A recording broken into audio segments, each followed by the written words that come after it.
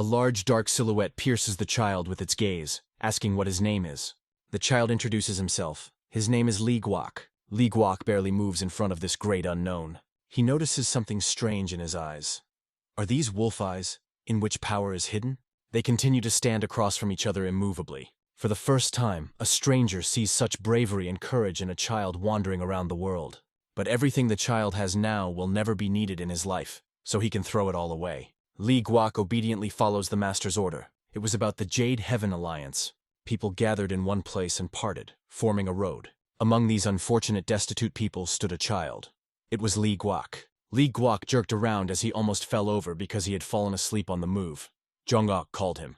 As it turned out, Lee Guok took the night shift, so he didn't sleep at all last night and was very tired. There was a special commotion here today. Maybe someone came? Jong-ok doesn't know anything at all, but Lee Guok just shrugs his shoulders because he himself does not know the reason for such a commotion. Jong-ok speculates that one of the famous martial arts masters of the Ten Sects might have visited them, but it's still unclear what the commotion is about. But such worthless people as they will certainly not find out the reason for this commotion. Suddenly the captain appeared behind them, overheard their conversation and threatened to punish them. After that, the boys immediately fell silent. Suddenly the gate opened wide. A tall, long-haired stranger with bright blue eyes appeared at the gate. He stared piercingly ahead.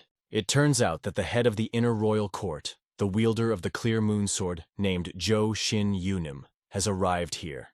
Rumor has it that this Jo Shin Yunim hates to appear in public. But the mysterious man did not come here alone, but with all the martial arts masters of the courtyard. The man looked into the distance and wondered if they were here. There is some movement on the horizon. It turns out that the enemies are already rushing towards them with lightning speed. Enemies rushed in front of each other, overtaking and rapidly approaching the front. It seems that this is how these arrogant scumbags try to intimidate them from the very threshold. Lee Guok immediately understands that their guests are quite powerful and powerful. A second later, Jo Shin Yunim turned to his subordinates with a complaint because they were standing around doing nothing. Meanwhile, the courtyard martial artists were busy releasing their energy. A bright light began to come from the people, as if an explosion had occurred. From the reaction of those present, it became clear that, it seems, no one is happy here. It felt like a bright flame was coming from them. It was pretty sweet. They were already met by scum from the Jade Sky Alliance. People on horses rode among the unfortunate, and they carefully watched them. Lee Guok also looked at the guests with interest. A strong aura emanated from this long-haired black man. Energy filled the space around him. The pressure of his power was so powerful that it was difficult to even just keep eye contact with him. There is complete silence on the street. Only the sound of horses' hooves and their breathing can be heard. This guy on the horse looks to be the same age as Lee Guok, meaning he is very young. Then how can he have such a high level? This boy was born in a completely different life, not like all of them. Accommodation has already been prepared for the guests. Here are gathered hundreds of masters on black bronze horses.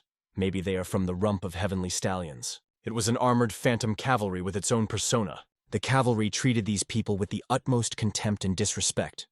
They treated them no more than scenery. The captain, hearing such words to his subordinates, was very angry. The guests were headed to the estate, where a place had already been prepared for them. It seems that a squad of wooden armor should be arriving here very soon. Something big is coming. Lee Guok advises his friend to stay away from strange people and not lose his salary, but Jong-ok thinks he can meet useful people and earn even more. Right now, Jong-ok is at the very edge, but in the future he will definitely go over everyone's heads. Lee Guok believes in his friend. Since they are friends, Jong-ok will definitely not let him down. In fact, Lee Guok didn't care at all about what was going on around him. All he wants now is to sleep sweetly. Night came. Lee Guok was already lying on his mattress, unable to sleep. Everyone in the room was already asleep, but Lee Guok couldn't. He got up and quietly left the room. His roommates were snoring loudly, so the boy could not sleep peacefully. The next day, from the very morning, everyone is actively engaged in training. Lee Guok had a night shift again today, and he was going to meet that strange person again. But Lee Guok wasn't going to tell anyone about his plans. The boy sighed heavily, because he understood that there was absolutely no personal life in such a place. If Lee Guok can earn more money, he will escape from this dormitory. You have to try a little more. The main character left the hostel and walked the streets of the city. People can be heard shouting outside. Someone yells at another for running away and starts sobbing. Lee Guok went screaming to find out what was going on. Some strangers were quarreling. The girl scolded the boy for being too weak and not even able to stand up for himself.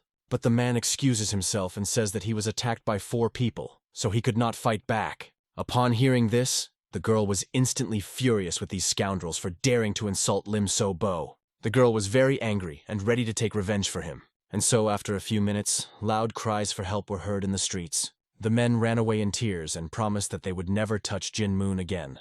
As the men ran forward and looked around, they soon bumped into Lee Guok. From such a strong collision, the boy fell. But after a second he got up and immediately ran away without waiting for an apology. The girl asked the stranger who he was.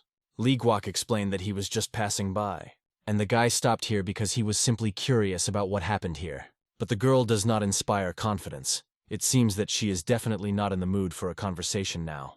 The strange girl still continues to look at our hero, while he is slightly frightened by such a look. But after a moment, her serious expression changes to a soft one, and she laughs loudly, asking why the boy is so serious.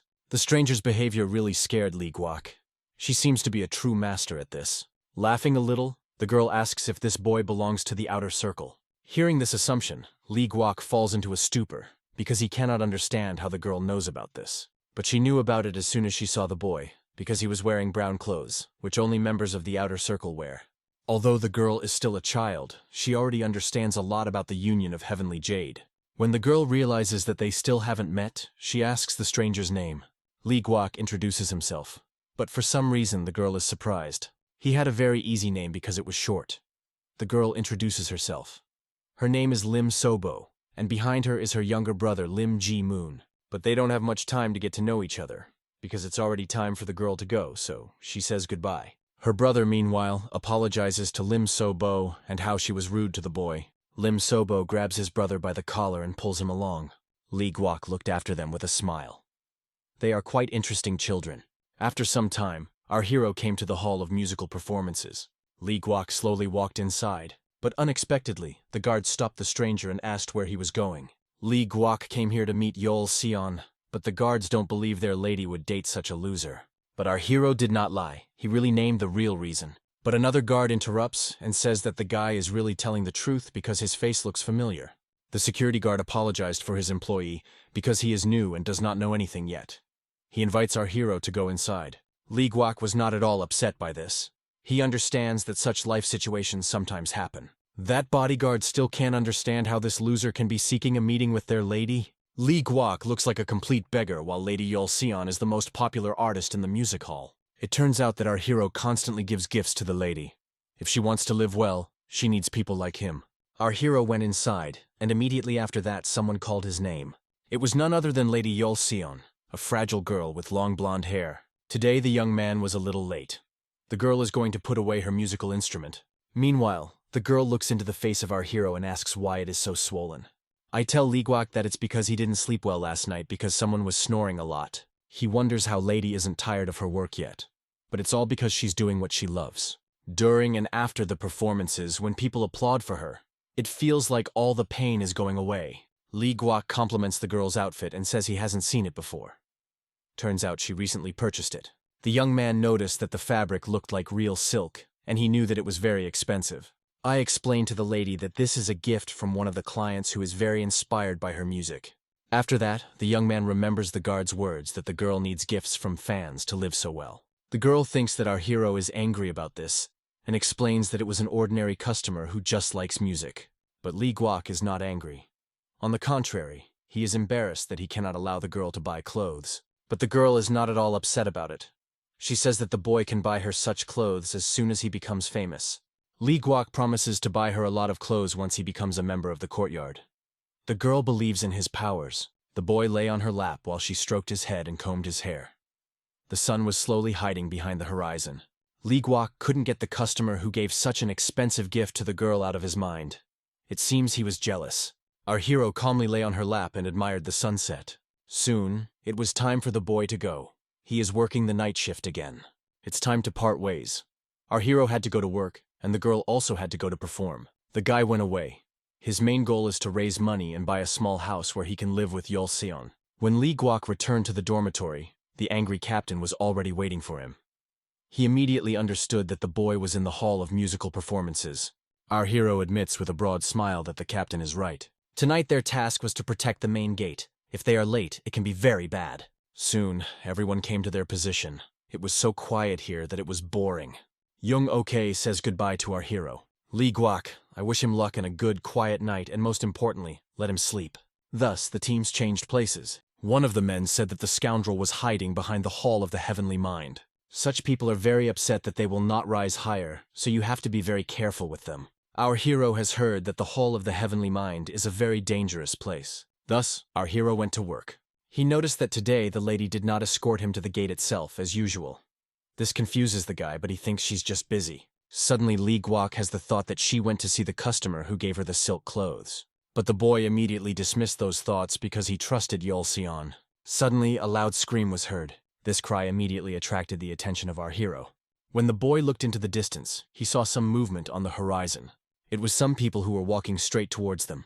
The captain gave the order to take their positions and be ready for anything. Meanwhile, the strangers were getting closer and closer. As soon as they got even closer, the captain directly asked them who they were. The strangers immediately introduced themselves. It was the Blue Dragon Squad. In front of them was the Blue Dragon Captain himself, Shim. Captain Gu Hong couldn't understand what the Blue Dragon Squad was doing here so late. Turns out they were on their way back after completing a mission outside. The warriors looked battered. Lee Guak noticed other people behind them. It turns out that this was also part of their mission. The Blue Dragon Squad needs to get orders on whether or not these people can enter, so right now, they want to use the outer circle to take care of them temporarily. Among these tired and dirty people, our hero notices a girl. Upon hearing this, the captain orders Lee Guak and Soi Yi-jung to escort these people inside. Lee Guak is very curious as to why these people are so scared that they are shaking. First, you need to calm them down. The young man says that there is a stronger Jong-hu living here who is in the Jade Heaven Alliance, so no one would even dare to insult them. After a while, people moved inside, accompanied by these two. If you think about it, these children look very unhappy, so you get the impression that they have been through a lot. But the captain told his subordinates not to talk about it. It's better that they don't know what the bosses are planning. Finally, they came to the right place. It remains only to bring people inside. Lee Guak realizes that the guests must be tired, so he advises them to go to bed earlier and try to sleep. Suddenly, he is approached by a girl who knows his name from somewhere. Lee Guak can't understand how this stranger knows him. Without thinking for a long time, the girl decided to introduce herself. Her name is Seo Jung. Lee Guak recognizes her immediately when he hears the name. It turns out that she is from the snowy canyons, but the boy still does not understand how she got here. The girl begins to cry bitterly and tells about the fact that everyone died. Lee Guak asks the girl to calm down and explain everything in detail. Seo Jung rushed to our hero and began to cry, telling us that her mother and father died, all because of werewolves. Lee Guak finds it difficult to understand when the girl tells everything while sobbing, so he asks her to calm down. Seo Jung tells how she was woken up in the middle of the night by loud laughter, and then felt a severe pain, like her head was breaking into pieces, and her eyes darkened. When the girl began to lose consciousness, masters of martial arts in black broke into the settlement. They were all on black horses. And when the girl came to her senses after that, everyone was already dead, even her father and mother. Seo Jung was the only survivor. Lee Guak suggests that the girl survived because a squad of blue dragons came and saved her. These unfortunate children are in the same situation. Their settlement was not the only one affected. Those bastards attacked more than 20 settlements. It was all quite strange. Lee Guak remembered that the girl mentioned masters in black. Thoughts appear in the head that they can somehow be involved in this. Lee Guak tries to figure out what kind of delirium happened there. Seo Jung wonders what happened to Lee Guak because he left the settlement without saying a word. It seems very difficult for the man to remember and talk about it. When his parents were taken away by the plague, he joined the Heavenly Jade Alliance because he wanted to become the best master. But Lee Guak was not talented enough for this, so he had to learn conventional martial arts. He could not even dream of moving to a higher level. The young man is an ordinary loser who cannot even afford to live with his beloved Yeol-seon in his own house. It is for this reason that Lee Guak can't answer Seo Jung's question because he looks miserable. Therefore, our hero does not answer the question and simply advises the girl to go and sleep in order to gain strength. Lee Guak reassures the girl by saying that he will be outside all night to protect them, and she can go to him if there are any questions. Hearing these words, Seo Jung seemed to feel safe, so she smiled happily and thanked him. After that, our hero returned to the post. He had been gone for quite some time, which made Seok Yi question. Lee Guak explained that he just met an acquaintance, which is why he was gone for so long. Suddenly, the man asked Lee Guak to be more careful. The reason is that these children are related to the Blue Dragon Squad, so they only have to watch it because there is no telling what could happen. This only made Lee Guok laugh. For losers like them, the best way to survive is to blend in with the environment, to live inconspicuously and quietly. Yi-jung gets mad at our hero for teasing him. Our hero turned his gaze into the distance. The sky was foggy and mysterious. In the tower sat a supreme sword emperor named Ja Hong-chung. It seems that he was already quite old. Next to him was the leader of the courtyard named Ju Shin-yun, and on the other side stood 100 bloody swords, Yuk-hyun. Gwang Il-ho entered the room, paying his respects to the leader of the Heavenly Jade Alliance. Ja Hong-cheon was happy to meet him, and asked how their master was doing. The head is fine. He conveys his respect, and asks him to visit the Heavenly Demon Corpse when he gets the chance. The visit is not a problem, but the man is worried about whether he will be able to get out of there alive, so he refuses it. But the man continues to press, and says that no one will lay a finger on the leader of the Heavenly Jade Alliance. But Ja Hong-cheon understands very well that nothing is impossible for his master, the lone heaven demon. However, Gwang Il-ho still keeps saying that the head is still his close friend, so there's no point in worrying about it. The subordinate of the leader of the alliance was very angry at this insolence, because he dared to laugh during his conversation. The subordinate asks the master for permission to cut off this worthless hand, thereby teaching him manners. But the leader does not give permission for this, because the warrior Guan is their guest. After hearing about this, the boy immediately apologized. The name of the Heavenly Demon Corps was forgotten in Jianghu after the Great Bloody War many years ago. After that, they disappeared for many years and never appeared in the city. So why did they visit the Heavenly Jade Alliance? The chief is sure that the guest has some kind of business for him, because he would not go such a long way for the sake of trifles. The guest confesses that they have come to ask for help from the Sky Jade Alliance. Such words made the man angry, because they are not in such a good relationship to ask for help from each other. Out of his anger, he began to emit a strong and powerful energy that nearly knocked him off his feet. But many years have passed since then. Does the Heavenly Jade Alliance still hold a grudge against them? The head senses the determination of the guest, so he allows him to continue his story. It turns out that they are looking for help in catching Gwang No-ya. Just the mention of this man makes the head furious. The man did not think for a joke. Gwang No-ya, it's the same old obsessive weirdo. This sounds like it could cause trouble for the Sky Jade Alliance. You have to think carefully. Yuk-hyun did not understand why the head of the alliance summoned the general last night. It looks like it's time for them to start digging their own graves. This means that many of their subordinates, unfortunately, will die. It cannot be avoided because they are going to hunt for Gwang No-ya. This is the same old obsessed weirdo that first appeared in Jianghu about 50 years ago. The same one that caused a great commotion in Jianghu right after he appeared. All the martial arts masters of that time were shocked, and the first victim to die at his hands was none other than the Shadow Sword Master. That day, the guards tried to drive him away, but nothing worked. But these men treated the guest very contemptuously and had no respect. Soon, they paid for their bad treatment of him, but even this did not stop the guards, and they continued to protect the premises. But apparently they did not succeed at all. This monster was able to get inside. The man approached the tables and asked for food. He did not even ask, but took food without permission. I ate as if I hadn't eaten in a very long time. No one could understand what is happening here, and what the director of the institution is doing, if he does not solve these problems. Finally, after some time, security arrived. At first, she politely enough asked her husband to leave, until it got worse. Soon they came to the conclusion that this man is obsessed, so words have no effect on him. Therefore, the guards decided to deal with him with actions, but they did not succeed. Although people heard the commotion, they thought that everything was fine, because the security would definitely handle it. Unexpectedly, their conversation was interrupted by a man who entered the room uninvited. They immediately realized that it was the same man who had caused the mess outside. A stranger came with the words that he wanted to drink. The man seriously tells him to get out of here if he doesn't want any trouble. But all the thoughts of strangers are occupied with food and drink. He doesn't listen to anything at all. The man is not going to tolerate such disrespect, and after a second throws this brat out the window. The man lies motionless on the cold ground. But after a second, he gets back on his feet, as if nothing had happened.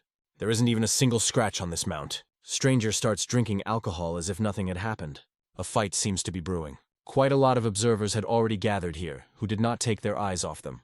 It became clear that the man would not be able to defeat this scoundrel if he held back. The man put all his strength into this, so he used the shadow sword technique, the 17th sword, the dance of death. Many mosques went straight to the enemy of their master, but a very powerful energy began to flow from the enemy, which sent the swords back. None of the attacks could hit him. Although the man gave his all, none of the blows wounded the enemy. Suddenly, the enemy talked about something other than food and drink. He admitted that this sword technique was quite interesting. The man desperately grabbed his head because it hurt so much. He tried to hold back his power and yelled at everyone to run away from here if they didn't want to die. But the man did not take his words seriously. Now he was going to make him suffer. He uses the shadow sword technique. A man attacks his enemy and thinks that he can definitely defeat him. But, to his surprise, this stranger repelled absolutely all of his attacks. He withstood this blow.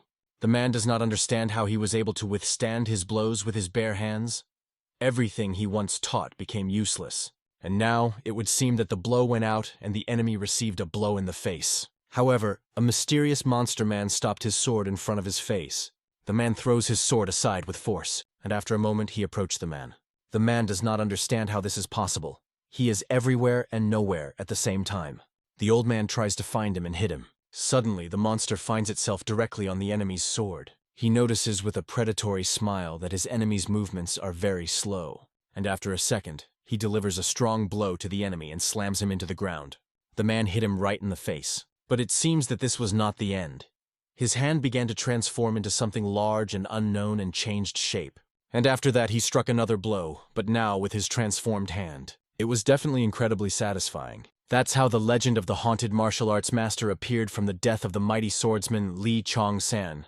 It was really the death of Lee Song-chan that started it all. After the death of the man, many of his friends tried to fast, but unfortunately none of them could do it with him. One fate awaited everyone: death. And after many unsuccessful attempts, a special unit called Divine Blood was created. This unit included many outstanding personalities. All of them were united by one goal: to defeat Lee Song-chan. But they all ended up the same. Lee Song-chan didn't care who to kill. He did it without thinking. Only one person was able to survive after encountering this demon. It was one of the 8 great martial arts masters, the Phantom Destroyer. Soon, it even attracted the Jade Heaven Alliance. But for some time, the unknown fighter wandered around the world and then disappeared. Then there were rumors that the Phantom Destroyer itself was damaged. It was a very difficult time for Jung-hoo. The only good thing that Lee Song-chan did was to kill the former leader of the Heavenly Demon Group. There is no one in Jung-hoo who can fill the ranks of the Divine Blood. Yoon was determined to catch this obsessive master. Even if he was really that strong, before their squad and alliance, Lee Song-chan would be trembling in fear. Even the Sky Dragons and the Yahello clan are taking part in this. Most likely, this is just to reduce losses. Yoon wanted to start training as soon as possible. For this, it was necessary to summon a squad of Divine Blood. Soon, people on horses already hurried to the meeting. The Jade Heaven Alliance sent an emissary to Dragon Valley. The head was surprised by such guests. He immediately understood that everything was very bad. Soon the messenger arrived at Jaila's clan. The head of this clan said that it was very exciting, so they would not be able to sit idly by. This guy is already very old, so it will be very easy to deal with him.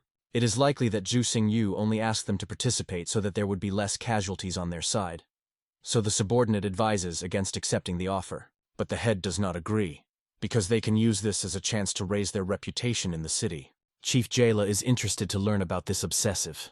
And this fight is a good overlap to learn more about him. Seo Young is worried about what will happen to her and the people affected.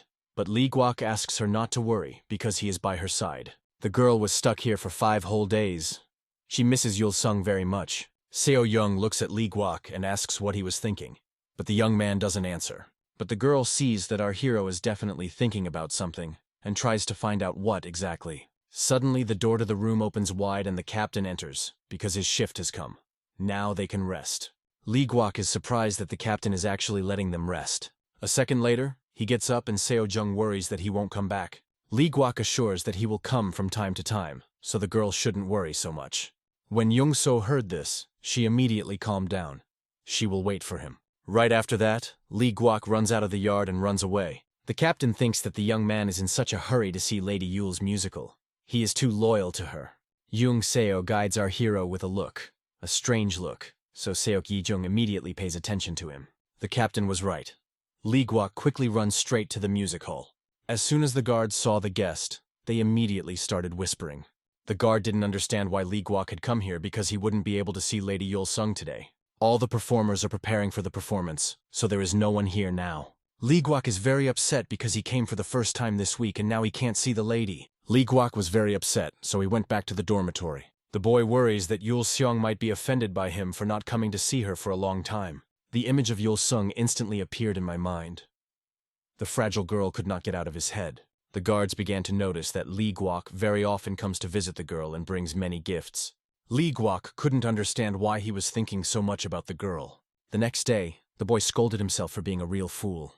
When he entered the yard, he was surprised that he did not see anyone here, because before there were always many children here. Lee Guok asked the audience where everyone had gone.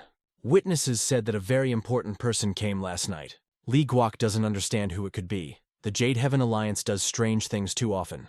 Our hero thinks that Seo Cheon is very sad right now, but the young man decided not to focus on this, because most likely everything is in order. The Alliance stands guard over Jianghu and keeps the peace. Our hero hopes that he will be able to see Seo Cheon again soon. Lee Guok came to the common room. Work was boiling here. When our hero entered the yard, everyone immediately looked at him. One of the guys had a dull blade, so it had to be sharpened. Lee Guok looks around quickly and confused. The protagonist cannot understand why there are so many people in the outer hall. A friend also noticed Lee Guok and congratulated him. Seok Yi-jung said that something terrible had happened, so they should prepare to leave. Most of the outer court has already done so. Hearing this, Lee Guok starts to worry because he doesn't understand what could have happened. Seok Yi-jung didn't know anything himself because the elites don't tell the common people anything. One thing was clear. We must get together. After a while, Lee Guok's bag was already packed. A whole crowd had gathered in the outer courtyard. Next to our hero is Young Ok. This is the first time Lee Guok has seen a mobilization of this scale. In such a situation, you should only think about yourself. Something serious has clearly happened here. But Young Ok is not going to think only about himself, because this is a great chance to become famous. Although Lee Guok usually doesn't listen to Young Ok's words, this time he is right. If the boy wants to ensure a happy and dignified life for Yul Seong, then he must become successful. Some man shouts loudly and asks everyone to shut up, because now the manager of the outer hall is addressing them, so you have to listen carefully. Hae-jung says that they have taken on a very difficult mission. These will be tough tours, so it's important to watch over each other, and the commanders will share the details of the mission. Everyone must obey the squad commanders. Hae-jung gave them the main task, to return alive. He will be waiting to meet with the soldiers. The situation is quite sad. This time, everything is serious. Everyone is waiting for an explanation from the commander. But the commander himself does not know the details, but even elite fighters were sent for this task. Everyone puzzled. What led to such an unexpected mobilization? Fortunately, they will not fight directly. They only need to support the elite troops from the rear. But even then it is very dangerous, so you have to be careful. Perhaps they are one of the hidden swords of the Jade Heaven Alliance. It seems that even the commander does not notice this. These people are dressed in red from head to toe. Perhaps this squad of divine blood, the strongest battle masters. Everyone was in their thoughts. It became a little easier for the boys, because they will be behind the big warriors, so they cannot be afraid. At this time, the same soldiers are just arriving. They ride proudly on their horses. Lee Guok realizes that he has seen this man recently. Our hero did not understand why his body was so shackled just by looking at him. Young Ok did a lot to learn about this rider. He is a blood demon in the divine unit. His name is Gwang Il-hyun. Jung Ok warns his friend not to contact him. In addition to him, there are still a bunch of such people who are part of the divine blood unit. A terrible war begins. Gwang Il-hyun ordered everyone to go forward, but Yuk-hyun really didn't like being commanded. But the leader of the alliance had to warn the soldiers that Gwang Il-hyun was now the boss here. Gwang Il-hyun realizes that the boy still holds a grudge against him for the situation from a century ago. Yuk-hyun will tear this scumbag to shreds if he doesn't watch his words. It looks very strange that the leader of the Divine Blood Squad, Yuk-hyun, is fighting him. It's time for the Phantom Cavalry to advance. The whole crowd rushed forward. He ordered the Divine Blood unit to leave because they could not leave the spoils to those cursed cavalrymen in armor. Immediately after these words, everyone rushed forward. Soon the head ordered the outer hall to move as well. Lee Guok didn't understand why the Divine Blood troop was riding horses and they had to walk. Obviously, this is because they are not very cool warriors yet. Seok Yi-jung hopes that by the time they arrive at the location of the mission, it will have already been completed, and they will only have to clean up the aftermath. But if the boy considers himself a warrior, then he should be pleased that he can fight side by side with such powerful people. Soon, everyone was on their way. Thus several days of their journey passed. Everyone is very tired. The legs can no longer go. The commander tries to encourage the soldiers, but no one believes him anymore. Suddenly, Lee Guok notices the flags. It was the Justice Clan in the Dragon Valley. Dragon Valley and Justice Clan are among the 10 main sects. Yoon is happy that they will be part of such a historic moment. Finally, they came to the right place. You can set up tents and rest. Soon they are approached by the leader of the outer hall, Ming Hae-jung. Everyone greets each other and introduces themselves. Ogensol is from the Justice Clan, and Jungli Mora is from the Dragon Valley. It seems that the Divine Blood Squad managed to find that haunted master. The elite sat on his tail. Probably they have already dealt with him, but the news has not reached them yet. It seems that Dragon Valley and Justice Clan also came only as support to the main units. And so it is clear that they will not help the elite units. It means that they were gathered for some other purpose. Lee Guok had long since realized that they had been gathered for another purpose. Meanwhile, this man was walking calmly along the forest paths. Weed raised his head and saw someone sitting on a tree. Spies were sitting in the trees, watching this monster. Yoon led the trail behind this obsession. They prepared a bunch of traps for the enemy. The captain orders to pursue him and drive him to the cavalry. The captain wants to give all the dirty work to the Divine Blood unit. But they had a small problem. It turns out that the Dragon Valley and the Justice Clan have left their positions. Hearing this, Yoon is in complete shock. They are not going to follow the orders of the Blood Unit and the Alliance. They are confident in their abilities and think that the enemy is already driven to a dead end. But the monster doesn't seem too worried about it. A man sits on the shore and fishes. The same obsessed man who is being followed passes by him. A man complains that he didn't catch any fish today. Will he leave empty-handed? The stranger completely ignores him and just walks by. But after a second, he finds himself behind the fisherman again. Because he understands that he is being watched. His eyes are full of excitement and malice. The boy is very frightened, but does not even have time to do anything, because his head has already been torn off. Then, another warrior jumps out to help him. The madman strikes him, and he breaks several trees as he flies back. Suddenly, something begins to stir in the water. There are some explosions. Several more soldiers jump out of the water at the man. It was a trap. They throw a chain through him and want to catch him, but he quickly evades and strikes one of the soldiers. After that, he goes to another warrior and beats him now. But one of the soldiers manages to approach the man with the sword.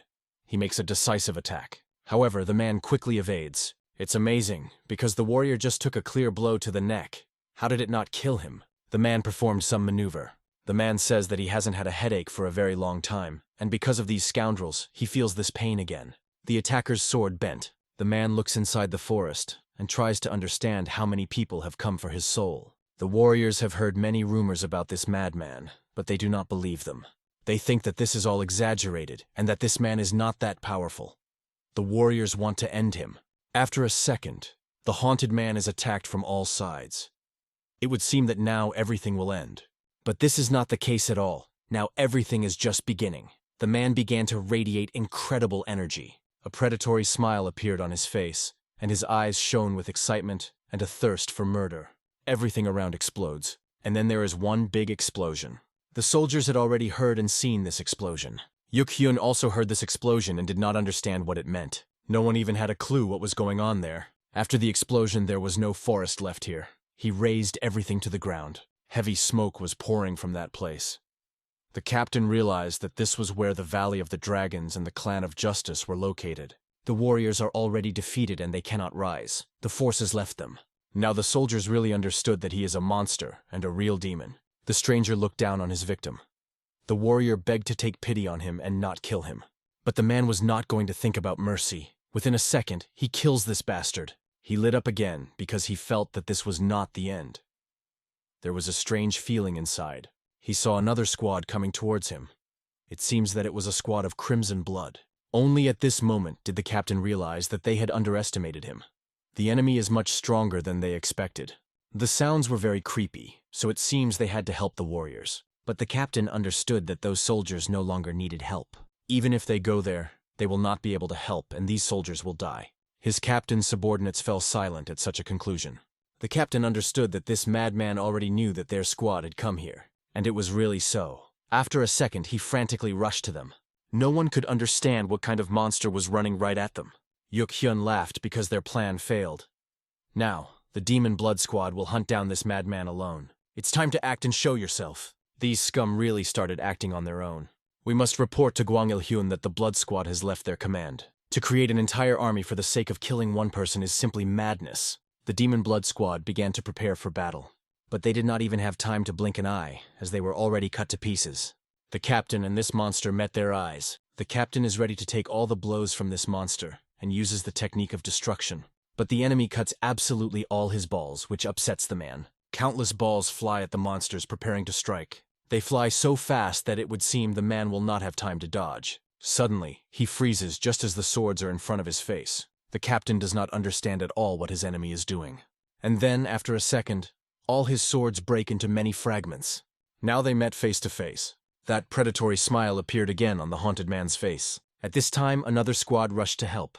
Yoon immediately recognized the same obsessed person, and was happy with him. At that moment, the captain of the Crimson Blood Squad had already been killed. Yoon is not afraid at all. He is confident that he will be able to overcome his enemy. But the stranger does not care about these words because he hears them too often. The same words that everyone says to him, but these words become their last. The commander of the blood unit has never lost to anyone, so now the enemy will get a taste of his blades. And after a second, a fight starts between them. It's time to attack. A great reward awaits those who defeat this bastard. The stranger accumulates powerful energy in his hand. A second later, he strikes, but the captain manages to dodge it. After that, Yoon himself begins to carry out a series of strikes, but the enemy blocks all his blows, as if he knows in advance where they will be. It is made with bare hands. Suddenly, real fire began to flow from his hand. It was a terrible energy. The enemy began his attack, but the captain blocked it in time with his swords. It would seem that the captain blocked the attack, but things were not so good. A second later, the commander's swords flew in different directions. The soldiers, seeing that it was difficult for their commander to fight, were shocked. And together with the commander's swords, he cut him in half. But by the eyes of this monster, you could tell that it was not the end. Soon, he beheaded everyone who watched the fight. After that, he ran forward, simultaneously slashing everyone in his path. This stranger had no feelings of pity or anything like that. He seemed to have no feelings at all. Meanwhile, our hero wonders what the explosion and screams he heard were. The commander himself does not know what to do, because no one gave him orders for such a case. Suddenly, one of the soldiers notices someone in the distance. A divine messenger was coming towards them. He was trembling and looking for the head of the alliance. The commander was very frightened when he saw such a beaten warrior. What was even scarier was that he knew nothing. It was necessary to urgently tell the chief that this madman is running here right now, so everyone should leave this place. Haunted was indeed already very close to people. It was necessary to flee urgently. He destroyed and killed everything in his path. Explosions were heard. The head of one of the warriors flew right under the head's feet. Yoon immediately saw the head rolling under his feet and did not understand what was happening. He immediately recognized that it was the head of God's messenger. After that, he quickly turned to the other soldiers and ordered them to sound the alarm. If the low-ranking warriors want to live, then Yoon advises them to flee right now. At such a proposal, the man became angry because they were all now fighting in the same cauldron, and he began to cross borders. It turns out that Yoon wants to say that low-ranking warriors are just a hindrance to them. He clearly looks down on them. It seems that this boy believed in himself too much. Otherwise, how dare he talk so brazenly to the leader? Suddenly, they saw a strong and powerful explosion that happened not far from them. Everyone looked at each other because they couldn't understand what it was. There was fear in their eyes. Soon, when the smoke cleared a little, they saw a man's silhouette. It was none other than the monster they were looking for. He was bleeding, and he was holding the head of one of the soldiers in his hands. Yoon didn't seem scared at all. He only looked at his enemy with curiosity. The bearded man looked him straight in the eyes. The commander is about to use an energy burst. Powerful energy radiates from the boy. This mysterious energy appeared not only in the commander, but also in his soldiers. Just a second later, the ghostly cavalry rushed towards the enemy using an energy blast. A huge lump of energy was bearing down on him, which, it would seem, no one could stop. Many warriors directed all their strength at just one enemy. Even the strongest martial artist would not survive such an attack. Rumor has it that the ghost cavalry used an energy blast to destroy the walls of the fortress. With every second they are getting closer to their enemy. There are a lot of them, and he is one, so they are all almost sure of their victory. But the enemy did not try to run away. Instead, he stored up his own energy. The commander does not care how strong their enemy is. If he kills 10 warriors, 20 will take their place. He is sure that this time the enemy has nowhere to hide. The moment when he falls and the soldiers pounce on him will forever be remembered by him. The soldiers will do everything for the commander, and he will not even lift a finger. The men on horses were getting closer every second. Many martial arts masters have arrived, wanting to test their stronger attack on this stranger. Lee Guok is confident of their victory, and so finally the attack reached its enemy. But to my surprise, he didn't even move. He just stood and held back this powerful attack with his bare hands. The commander is going to put an end to all this. Soldiers desperately follow their commander and obey all his orders. Suddenly the enemy clenches his hand into a fist, and immediately after that, he delivers a strong blow to his opponents. The impact was so strong that it caused an explosion, and in a moment, all the warriors were cut to pieces along with their horses. And this madman was not injured. He stood as if nothing had happened, and when he saw that some soldiers were still alive, he finished them off with a strong blow. This blow tore off their limbs and scattered them in different directions. The commander could not believe that the enemy had really destroyed everything. He did it himself. The Sky Demon Cavalry was defeated, so the commander was going to kill their enemy single-handedly. So he took out his sword. Everything around was covered with thick smoke. Lee Guok looked scared at the place where the explosion had just happened. Gwang Il-hyun's confidence made the enemy laugh very hard. A second later, the men rushed at each other, preparing for a brutal battle. The commander is sure that he is only one step away from victory. The bearded man's eyes only flared up with rage. There was such a strong force coming from the enemy that the commander could barely stay on his feet. And a second later, a very strong explosion occurred again. Those present could only watch the fight in silence. At that moment, the enemy was already behind the self-confident commander. It turns out that this madman pierced the commander through with his blow. And after a second, Gwang Il-hyun fell to the ground and life left him. That's the end of the battle. He just started laughing excitedly. Everything around turned bright red. The power of this stranger was beyond words. The commander of the 13th Squad ordered his subordinates to leave, but our hero could not move. Everyone quickly ran away, but Lee Guok continued to stand still, as if enchanted by something. Suddenly, this obsessive looked around. When he looked back, he saw a young boy watching him. When the man approached Lee Guok, the boy felt the power of Kai that was hidden in this body. The boy's nose bled from such pressure, but he still continued to stand. The man noticed his courage and strength. The stranger did not understand why all his soldiers fled, and he did not take a step. Lee Guok perfectly understands that he must escape from here while he is still alive, but his body gives up. He seems to have lost control. Usually he can't even look his enemies in the eyes, but now he doesn't want to run away. Suddenly, the young man's look changed. His eyes turned bright blue. Obsessed, he immediately understood that it was the wolf's gaze. These are his eyes. The man did not understand why the boy with wolf eyes was in the booth. Lee Guok did not understand what was being said, and why the enemy had not killed him yet. The bearded man asked if the boy really feels like a stranger, because he is a real wolf who walks among dogs.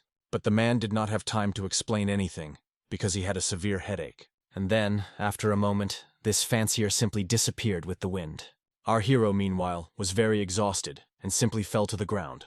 Since then, the obsessed man disappeared again without a trace. Meanwhile, in the Heavenly Union, behind the outer gate was our hero, who suddenly woke up from sleep.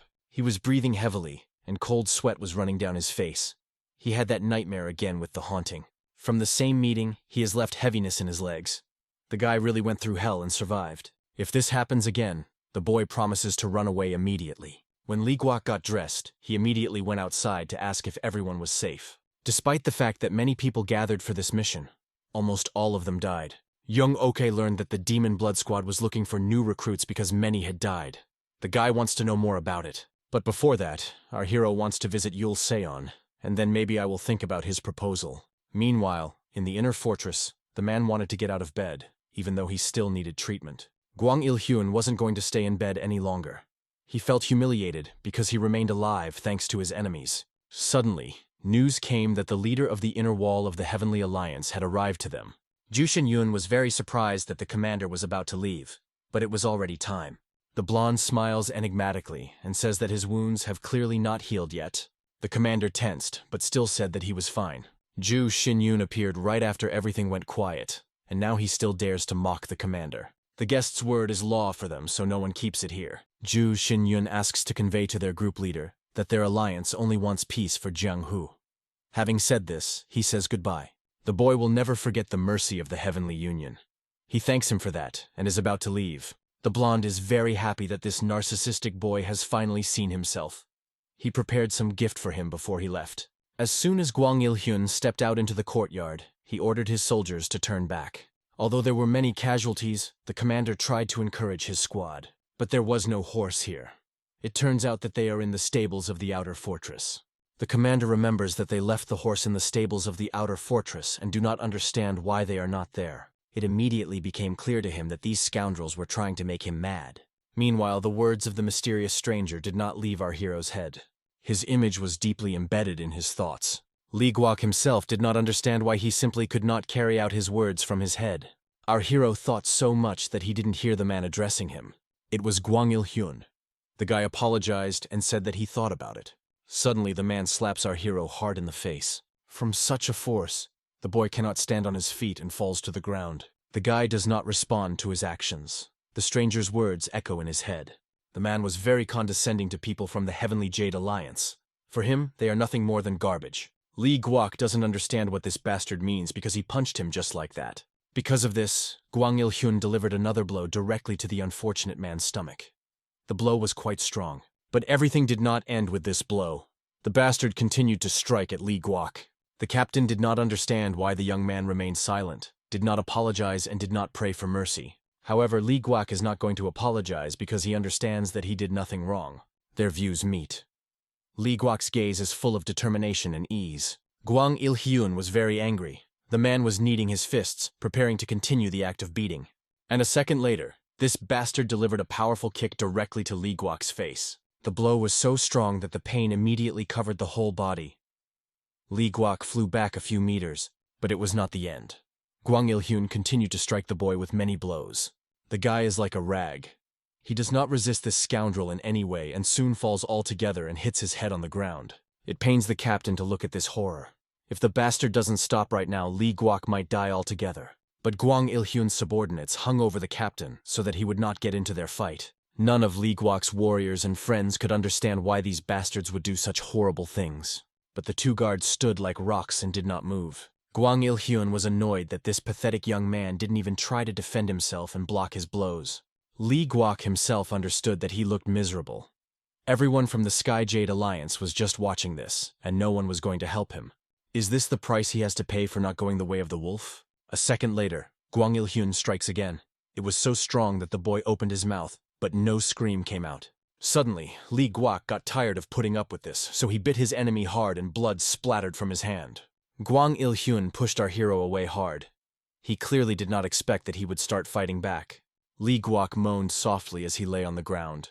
The whole body ached, and there was no strength at all. The captain and Silk Yi-jung tried to break through the security to help Lee Guok. Hyun is going to kill our hero because he can't contain his anger anymore. A second later, this bastard took out his sword, but the boy couldn't do anything but moan softly as he lay on the ground. The boy thought that he was not a dog and did not deserve such treatment. The other soldiers rushed to restrain Hyun, who was already losing his temper and could not control his actions. Subordinates tried to calm the man down. Beating a low-ranking warrior is no problem, but killing it is another matter. If the man kills Lee Guok, then the Heavenly Jade Alliance will not let him go so easily. Suddenly, a leader who did not understand what the fuss was about came out to the crowd. Gu Hong explained that these scumbags are in the business of beating up Lee Guok just like that. Hee-jung didn't understand why the warriors were standing by and not protecting Lee Guok. They are just pathetic. The man does not care who these bastards are. He is not going to back down if someone insults his subordinates. Hyun asked what happened to Hee-jung's brother. If Hyun stops right now, they will forgive him and there will be no consequences. After that, the boy calms down, but finally spits at Lee Guok. Lee Guok remained lying on the cold ground and moaned softly in pain. He was beaten so badly that the unfortunate man even lost consciousness. A doctor was needed. Meanwhile, news reached the blonde that he had left the fortress. The only problem that happened to him on the way here was that he beat up a boy. It looks like he couldn't control his anger after learning that they were sending the horses to the outer fortress. Now, the blonde awaited the next move of the Heavenly Demon Alliance. He thinks that the beaten boy could have been just an excuse, and this was a check. Finally, after several days, our hero was able to open his eyes. He heard the voices of people from the clan. The boy's eyes were badly damaged, so the boys told him not to strain too much. After a second, he asked in a hoarse voice what happened because he didn't remember anything. When he was told everything, he wondered what had happened to the bastard who had done such terrible things to him. The captain says in a sad voice that this scoundrel was simply let go. But our hero could not believe it at all, because it sounded like a delusion. His friend asked him not to ask anything else and just relax. The captain is very ashamed that they couldn't do anything.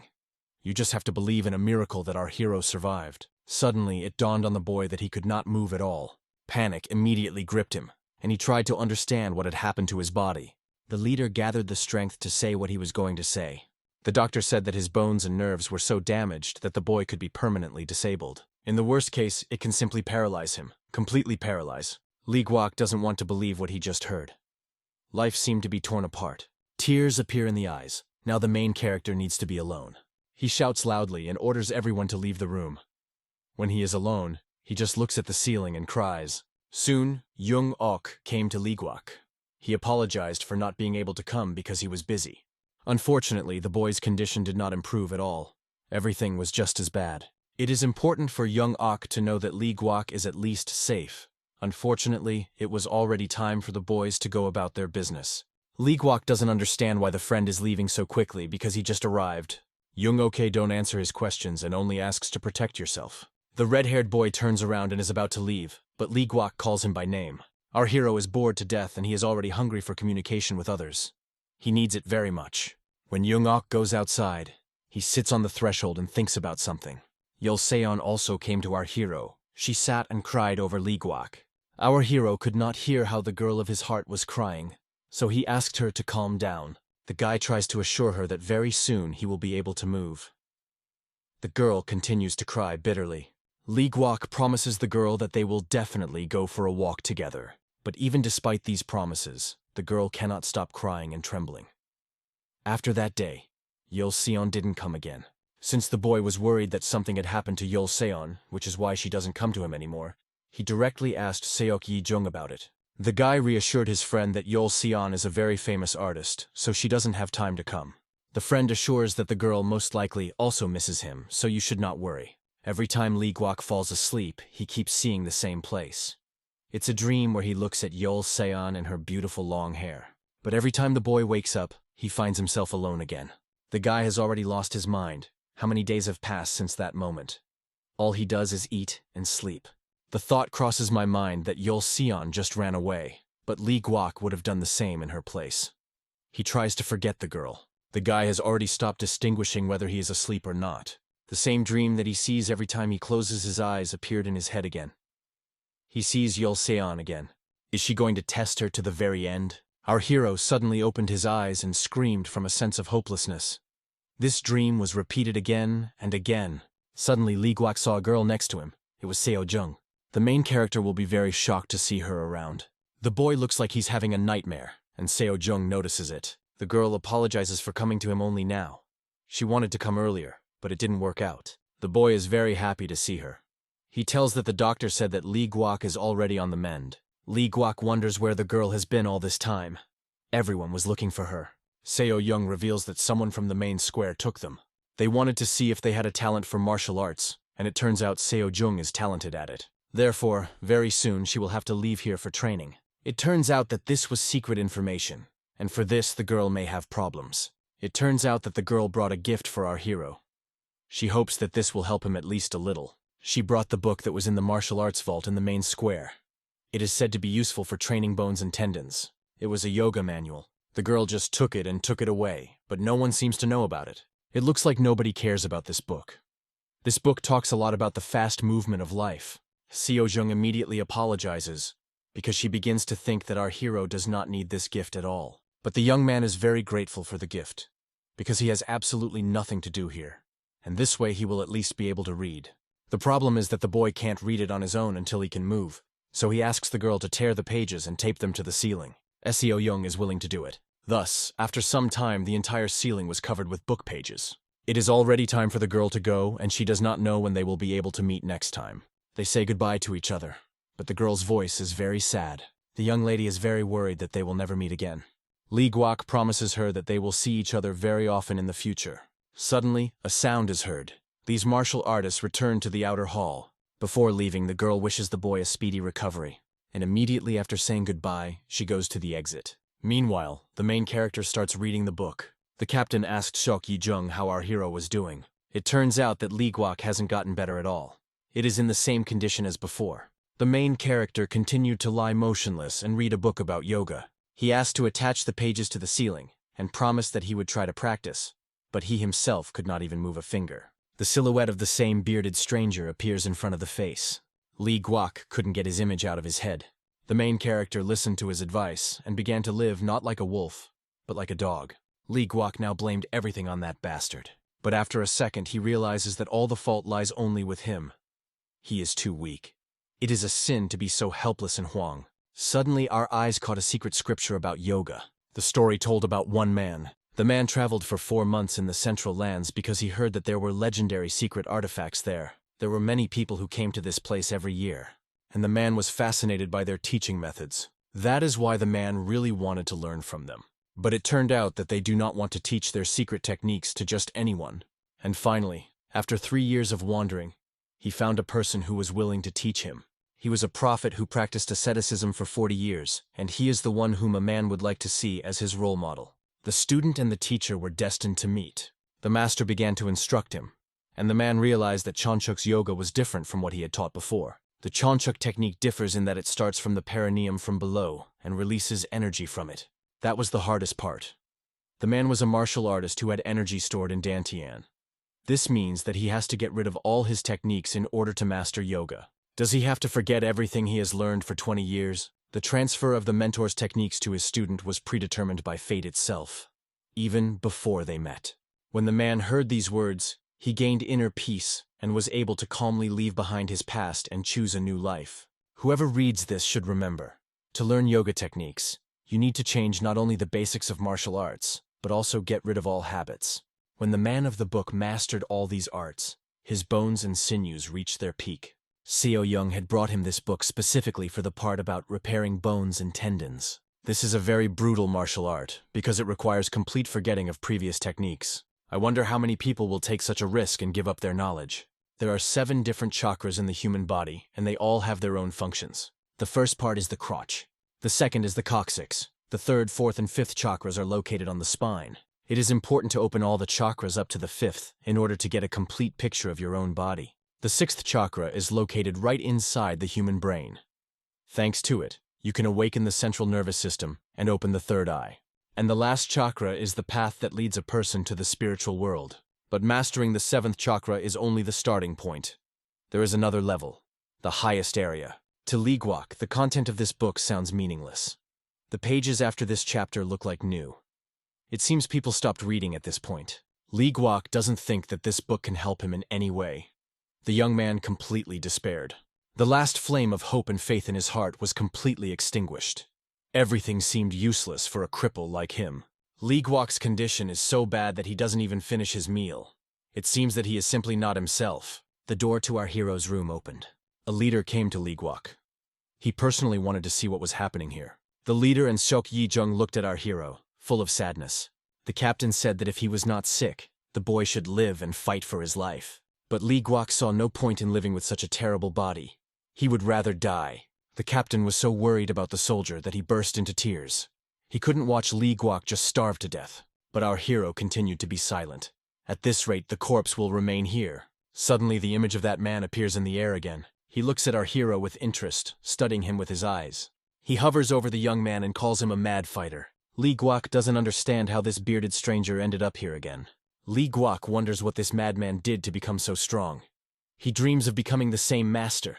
But our hero decided to live like a wolf when he heard his words, so he ended like this. Lee Guok looks like a laughingstock right now. Strong people will never understand him, but he no longer wants to live like this. After a second, the bearded man said that only worthless people look for excuses. But our hero says that this is not an excuse, but only an attempt of a weak person to live his life. The path to the wolf life is already in front of his eyes, and the young man still refuses to follow it. Even though Lee Guok saw it, it seems stupid to him. What does it mean to create a snake in the body? If the boy refuses to take a step forward, he will never find the right path. He does not understand the meaning of a martial art in which you have to give up all your knowledge. The bearded man mocks the boy. Does Lee Guok have anything to lose? After these words, the protagonist thought, his internal energy is weak, so it doesn't matter if he rejects Diantian or not, because it was perfect for him. Lee Guok definitely won't get any worse as he learns this. Was he hallucinating now? It seems it's all because of hunger, so you need to have a little snack. Lee Guok thanks Seok Yi-jung for such a delicious meal. Seok Yi-jung smiles as he looks at his friend because he understands that something good has happened to him because he is in a good mood now. The main character asks to bring him some more food. Lee Guok finally feels alive. This means that it is time to practice yoga. First, the boy must feel the snake. Lee Guok finds it hard to believe that he could actually have a snake inside his body. It is very similar to the QE of the Central Plains martial arts, but the man does not answer. Lee Guan himself will feel the snake when the puzzle is complete. The protagonist concentrated as much as possible because he was going to feel the snake. Meanwhile, Seok Yi-jung has already returned to our hero with a basket of food. Lee Guok assures that his friend may not visit him as often because he is getting better, but Seok Yi-jung is only here to hide from the leader. A friend asks our hero why he is in such a good mood today. It turns out that quite recently the main character managed to feel the snake inside him. At this time, Young-ok was walking down the street and someone called out to him. It was Seok Yi-jung who assured the friend to also go to Lee Guok and visit him. But Young-ok has no desire to do this because he has already visited him. But it turns out that Young-ok had visited him 6 months ago.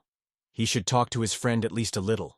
The redhead doesn't seem to care at all, but says he'll stop by when he has time.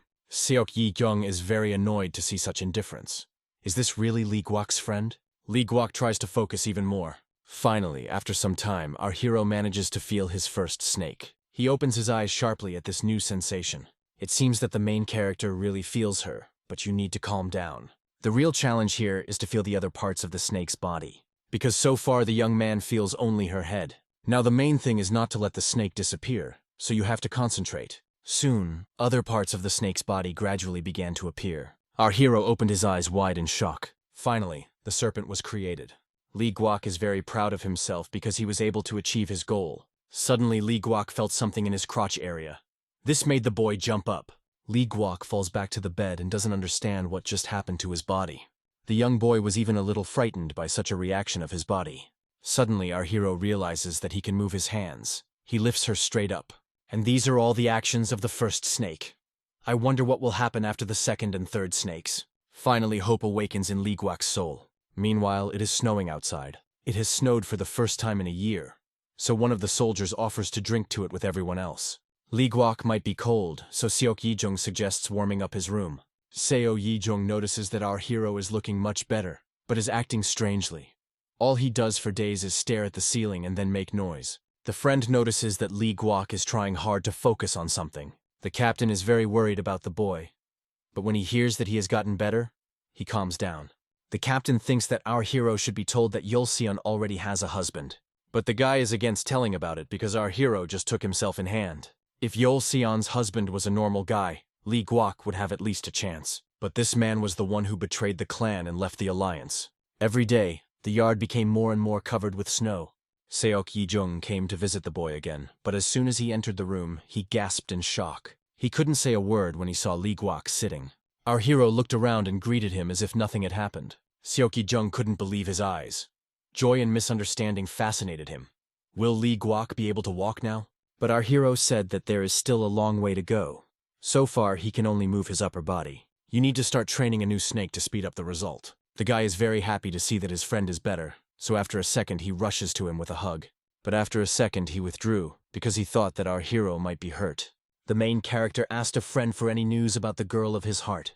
Lee Guok hasn't seen her in a long time, so he misses her. When the girl came for the last time, she was very shocked and cried for a long time. It must have hurt her to look at him. There is still a little bit of work left to do, and then maybe Lee Guok can be together with Yeol-seon. Seok Yi-jung became very embarrassed because he knows that the girl has already found another man. The boy tells everything to our hero. Tears appear in the eyes. Although he expected this, it was very painful to hear it. Seok Yi-jung advises to just forget about the girl because the man she is with now has a very high status. He apologizes for breaking the news too late. The main character remains alone, completely immersed in his thoughts. Life seems to have lost its meaning. He really wants the girl to return to him, but he understands that he must forget her. Now it was important for him to concentrate on awakening the third snake. The young man's eyes are full of determination. Meanwhile, a conflict arose between the Heavenly Alliance and the demonic clan. The cause of the conflict is unknown, but both sides suffered heavy losses. The atmosphere between the parties became even more tense. Despite such a scale, the battle affected only a few cities. Many are sure that if the fighting continues, the great 100-year-old bloody war will repeat itself again. All the martial artists in Jianghu were kept on their toes by the Jade Heavenly Alliance and the Heavenly Demon Clan. That is why the atmosphere of war and chaos reigns in every city. Absolutely, the whole world was shaking to the bone. Most of the martial arts masters who craved war were looking for worthy opponents. This meant that the masters of the Jade Heavenly Alliance had to be on high alert every day. This also affected the martial arts masters of the Outer Hall. But the martial masters of the Jade Heavenly Alliance were not affected by what was happening. After some time, finally, our hero was able to stand up. He could walk again. It has been a year since he lost the ability to move. Finally, Li Guok can break those metal shackles that were on his hands. Li Guok savors every breath of air because he has already forgotten what it smells like. Now the main character was a completely different person. Finally, the boy woke up the fourth snake. There are still 3 snakes left to wake up, but having made only a few drops of blood, the young boy falls to the ground. He still can't use his legs properly because he has forgotten how to do it. But he doesn't care because Li Guok can move his arms and legs. He had been waiting for this day for a long time. Thus, 2 months passed. Li Guok returned to the room where the pages from the book hung from the ceiling. He is very curious when he will finally be able to awaken the 8th serpent, as he is still on the 4th. The more a guy reads this book, the more he understands that everything is not so simple. Li Guok would now call it the 8 Serpent Martial Arts. The boy read this book so many times that he managed to learn it by heart. Afterwards, Li Guok lights a fire and throws all the pages into it. Suddenly someone addresses our hero. Li Guok looks around to see who is talking to him. It was some stranger. It turns out that it was the 13th leader of the sect, that is, the leader of our hero. It is very strange. According to external signs, this guy does not look like a warrior at all. Did this young man come from the inner fortress? The leader immediately realized that the boy was reading him, so he got angry about it. There was a feeling that the red-haired boy was rushing into a fight. The redhead reassured Li Guok that he had only come to see him since the young man had been absent for a long time. The leader came often to make sure that Li Guok was still alive, even though he was paralyzed. Is Li Guok the only one missing? The guy thinks it's a joke. Li Guok is the only one in the sect, and the others haven't arrived yet. The leader's name is Seo Jung-men. Seo Jung is shocked that Li Guok managed to walk again because he was paralyzed. Li Guok replies that he just has a good personality. If our hero can already move, then let him return to the room. Li Guok was going to go anyway, so he said goodbye. Right after that, Seo Jung turned around and left, even though our hero hadn't even finished yet. It is hard to believe that the reorganization took place in the outer hall. Li Guok's life will definitely not be easy with such a leader. Soon our hero returned to the outer courtyard. This is indeed an outer hall, although the atmosphere here has become much creepier than before. Everything around has changed. And also, many new people came here. There was a conflict between the Heavenly Alliance and the Heavenly Demon Clan. It seems that the housing is now divided into pens. The leader of the 13th squad was also here. He said to pass and sit down somewhere. The other sect members haven't arrived yet, and these two are the exception to the rule, so you can take advantage of the time and rest. Li Guok is free now, so he can do whatever he wants as long as it doesn't cause Seo Jung any trouble. The main character carefully looked around and saw many types of weapons standing by the wall. Li Guok picked up the sword. He has already forgotten this feeling. The boy thought he would never be able to go through this again. After a second, our hero started swinging his sword. He skillfully controlled the weapon, swinging the sword in different directions. Seo Jung immediately recognized that this was an unsurpassed sword art. This is a creepy martial art that is used in an outdoor hall. Li Guok explained to the leader who was watching him that he was practicing an unsurpassed sword art. It looked like a sword dance. Li Guok can't be useful if he's that slow. Seo Jung disparages Li Guok's art, saying it's terrible. In this case, the main character wants to become Seo Jung's student. He wants to get better. If there is no leader in the sect anyway, then it is better that at least one member of the sect is stronger. Then, he will be able to protect the leader. But Seo Jung doesn't need that at all, so he refuses and goes to bed.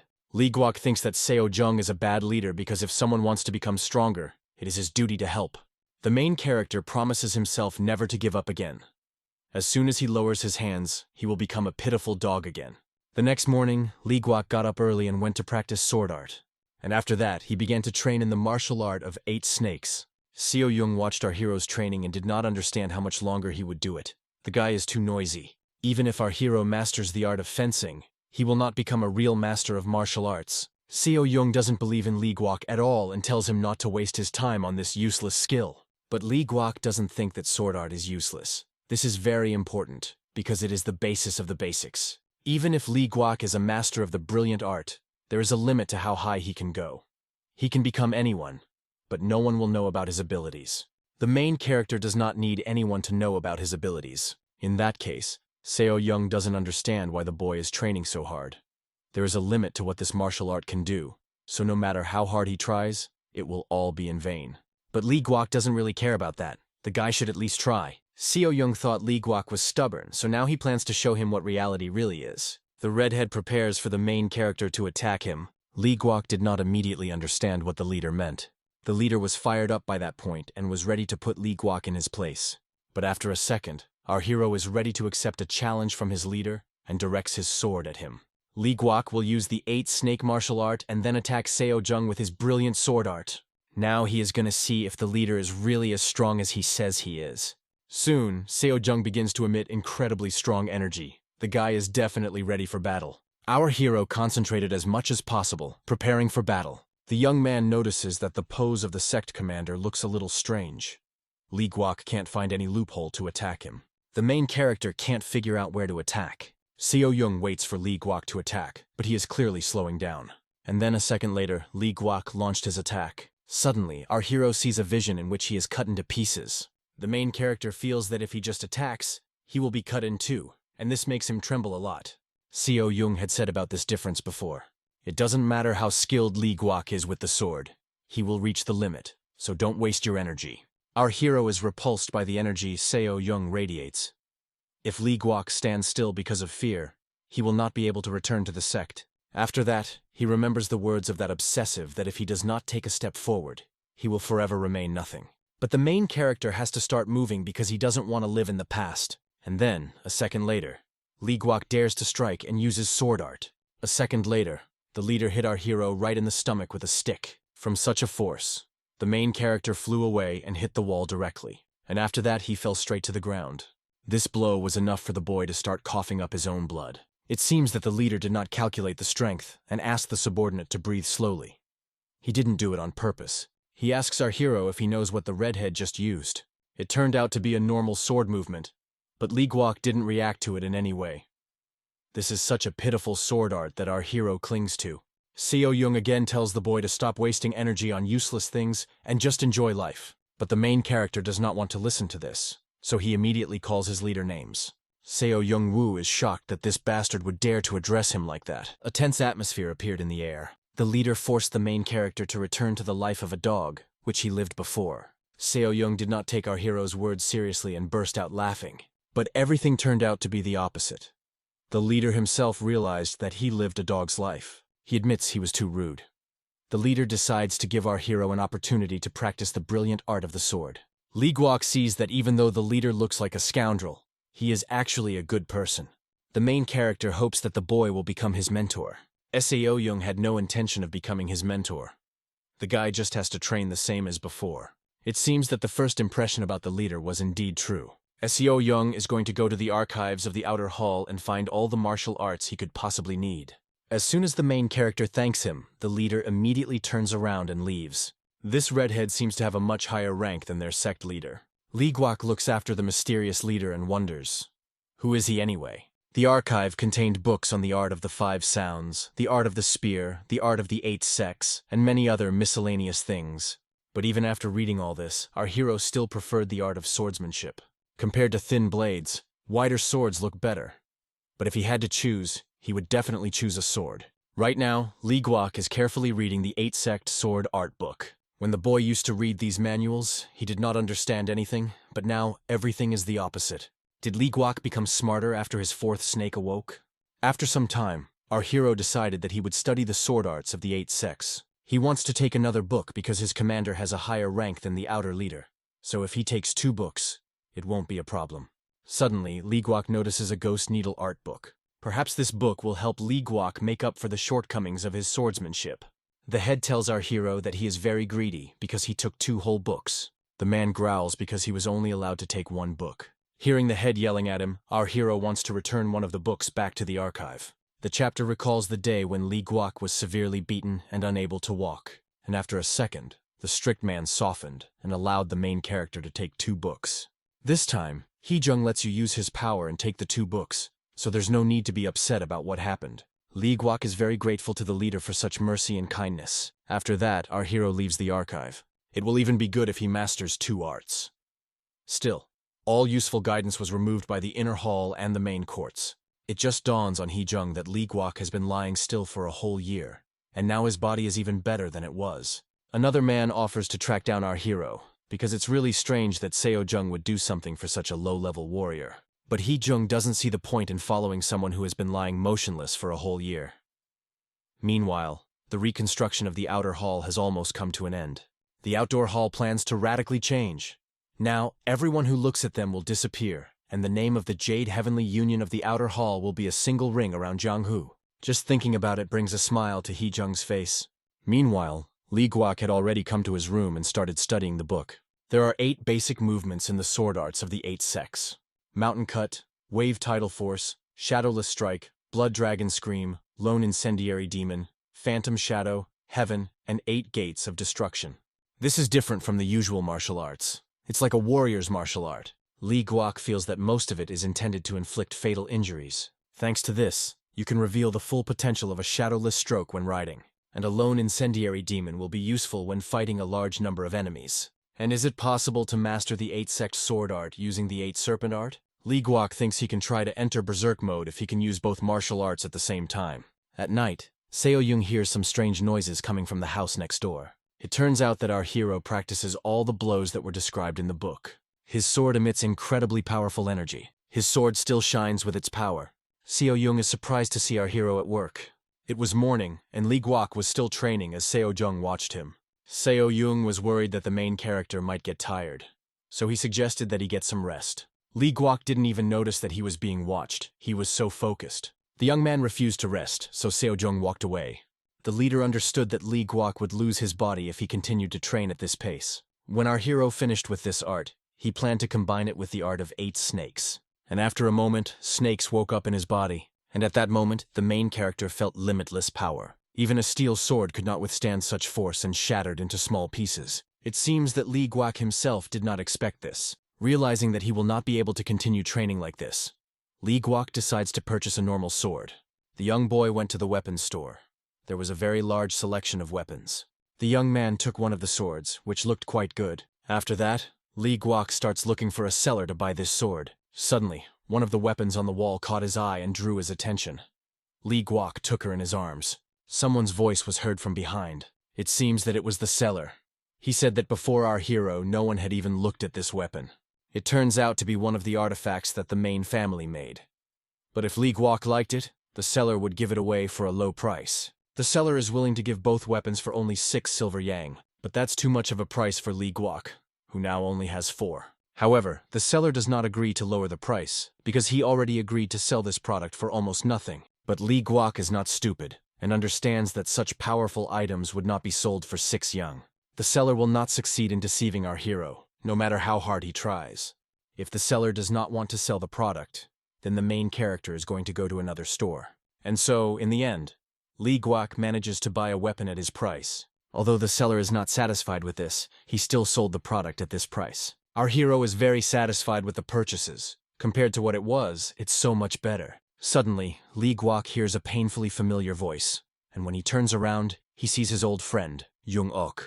Jung-ok is shocked to see our hero here, because not long ago he was lying motionless in the room. The guy immediately begins to make excuses that he did not come to him because he was too busy. Lee Guok isn't mad at his friend for this, and within a second, Jung-ok has an arm around his shoulder. But it seems that our hero feels a little strange. The boy notices that something has happened to Jung-ok's clothes. It's a secret, but Jung-ok agrees to only tell Lee Guok if he doesn't tell anyone. It turns out that the redhead got into the Hall of Succession, although he has a lower level, but soon the boy will join the big mission.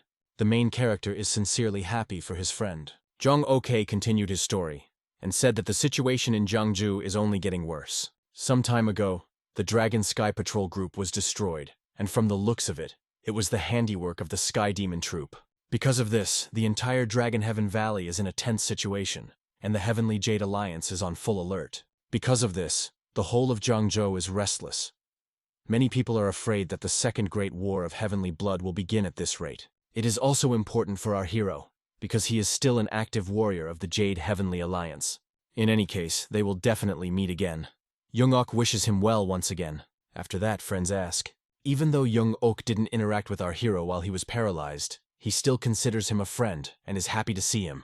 Suddenly, Lee Guok remembered his past when he always rushed to Yolseon. Seo Young watched all of this. It was at that moment that she realized that Lee Guok had a lover. But it was obvious, because such a handsome man as our hero should definitely be popular among women. Suddenly, some unknown people in burgundy cloaks and black hats entered the yard. No one understood who they were. These strangers ignored any words of the warriors and continued to go about their business. But soon they still answered that they were from the main hall. When the soldiers heard about it, they were simply amazed. One of the soldiers tries to find out which unit they came from. The strangers were from the martial masters of the outer hall. The stranger explained that they were only here to take the children, so they should not be afraid of them.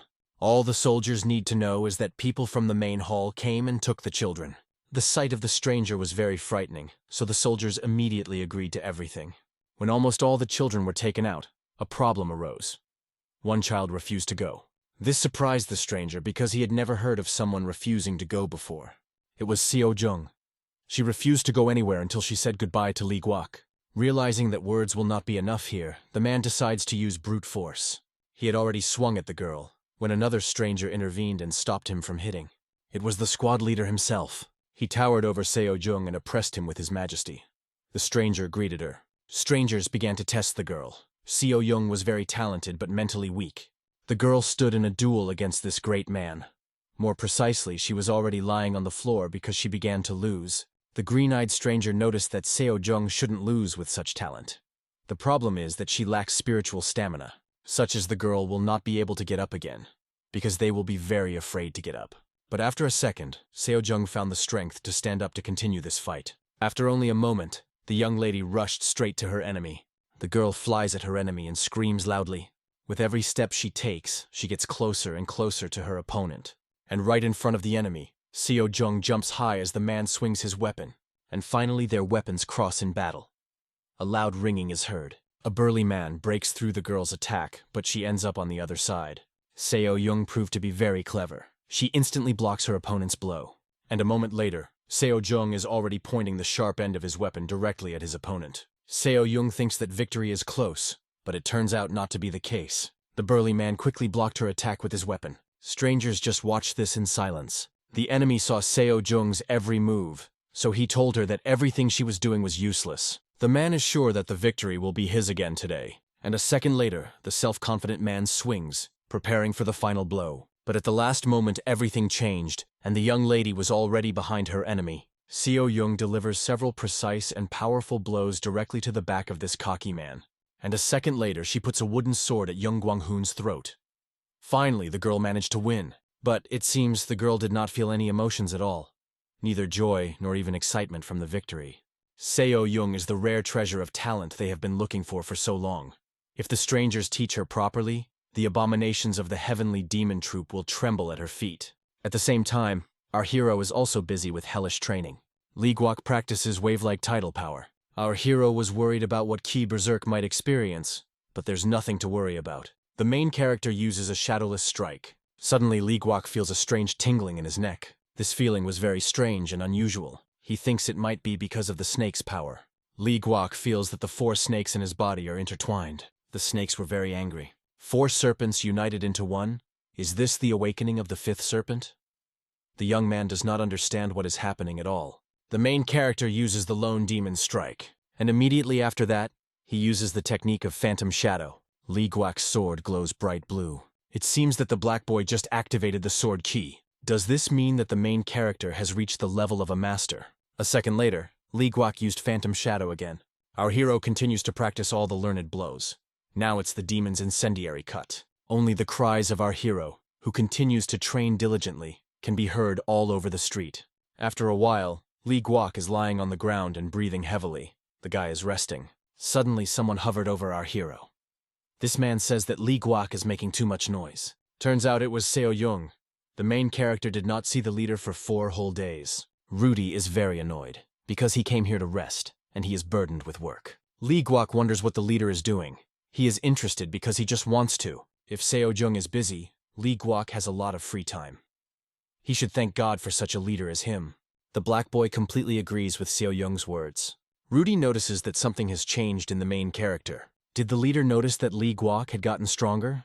The redhead only silently looks at his subordinate. The main character asks why Seo Jung came here. The leader says that they have to go somewhere. Lee Guok had rested long enough, so now it was time for him to get the job done. Their task today is to protect the clear pavilion. Other sect members from the outer hall should come here. But this will be done only by our main character. There is no point in asking the leader. The kids from the outer hall should be arriving soon, so he wishes our hero luck. Other warriors in the hall notice our hero. They were his old friends. It's hard to believe that our hero can walk again. His friends are from the 8th squad. Seok Yi-jung asks where our hero's squad leader is now, and why Lee Guok is standing alone now. The main character tells that the leader was just next to him, but now he has gone somewhere. Friends notice that the leader of our hero is quite strange. He seems a little out of his mind. The main character himself knows little about his leader. All he knows is his name, Seo Jung Myung. It was very surprising that neither Lee Guok nor anyone in the outer hall had heard anything about its leader. This seems very suspicious. Lee Guok doesn't understand what his friends are doing here. It turns out that they are having a banquet because an important guest is due to arrive. Rumor has it that the Mad Dragon himself from the Battle Sword sect has arrived here, but the main character does not understand what is the matter at all. One of the top 10 sects, Muramu Southern Union. They are also known as the Southern Sect, the nickname of a great disciple named Yu Moon Sang, the Mad Dragon. But that's not all. He has another ability, 10 small clouds, heirs of the 10 sects, also known as the best of modern Jiang. They were on a different level from the start. Lee Guok is very surprised that such rich people have come here. Suddenly, a song was heard from the house. This song sounded really good. It felt like they were flying on clouds just listening to this music. This music seemed very familiar to our hero. Yeol Seon is all about business, suffering alone at night. She goes to bed after blowing out the candle along with the moonlight.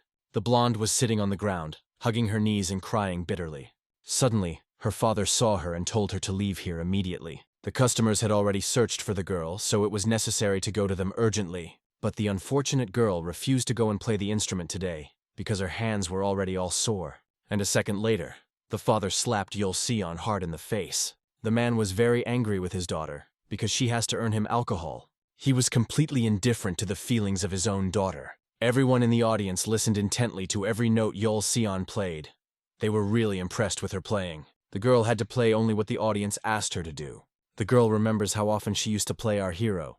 The main character praises her and wonders what kind of song it is. It was Nocturne. Yeol Seon hated this song more than anything because her father made her play it, even when her hands were damaged from the strings.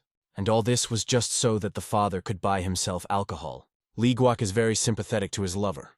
Our hero promises her that he will definitely make her rich in the future. So, Lee Guok immediately recognized this song. It was Nocturne.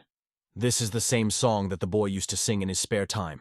A second later, the main character walks away. At this time, the Mad Dragon listens carefully to this song by Yeol Seon.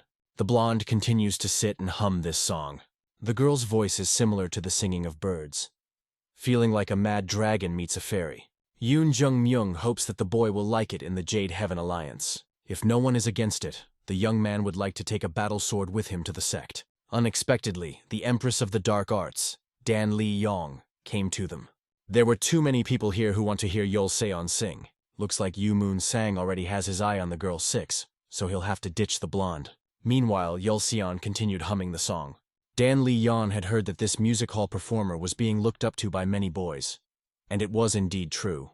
All men's mouths are open. Suddenly she notices our hero. She thinks that our hero is different from other men. When the girl finishes playing, everyone starts applauding her and shouting praises. The girl is shy and thanks everyone for their attention. Young tells the girl that the song was great. The main character only looks at his beloved from afar. He sees that she shows her smile, which she showed before only to him, to some other man. Now she shows it to someone else. A second later, Lee Guok turns and walks away, unable to look at it anymore. He walks through a large crowd. Suddenly, Yeol Seon notices a familiar figure. Yeol Seon immediately recognizes this guy as Lee Guok, but doubts that this could be possible. The blonde immediately runs after our hero and tries to catch up with him. Finally, their eyes meet, and they face each other. Yeol Seon couldn't believe her eyes. Can the young man move again? He was already paralyzed. But the main character does not respond to this in any way. She told him he had to find her as soon as he could move again. Lee Guok wanted to do it, but he lacked the courage because he heard that the girl had already found someone else. Lee Guak is sure that nothing would have changed even if he had been looking for her. But it was not entirely true. The girl was going to explain everything. A second later, she threw herself into the arms of our hero and said that she was just very scared. Feeling as if she was left alone in the whole world, it felt as if her father had died. She trembled and hugged the protagonist, hoping that he would understand her. Of course, Lee Guak understands the girl and feels sorry for her, but he finds it hard to believe that she still has feelings for him. But our hero still does not believe that the girl still loves him. He saw how she looked at the other. He gently pushes the girl away and says that she has to go. He hopes that she will be fine. And so, the main character walks away, leaving Yolseon alone. Lee Guak calmly walks and thinks about everything that happened. The boy understood very well that Yolseon would not be able to love him even if he was around. The main character perfectly understands that he just needs to forget the girl. The guy sincerely hopes that she will be happy next to her new husband. Lee Guak remembers the Heavenly Jade Alliance he lived in since he was a child. In what was once his native place, he now feels trapped. This place is like a prison in which our hero is kept. The young man had already spent too much time in such conditions, and he was tired of it. Suddenly, the protagonist feels that someone has appeared behind him.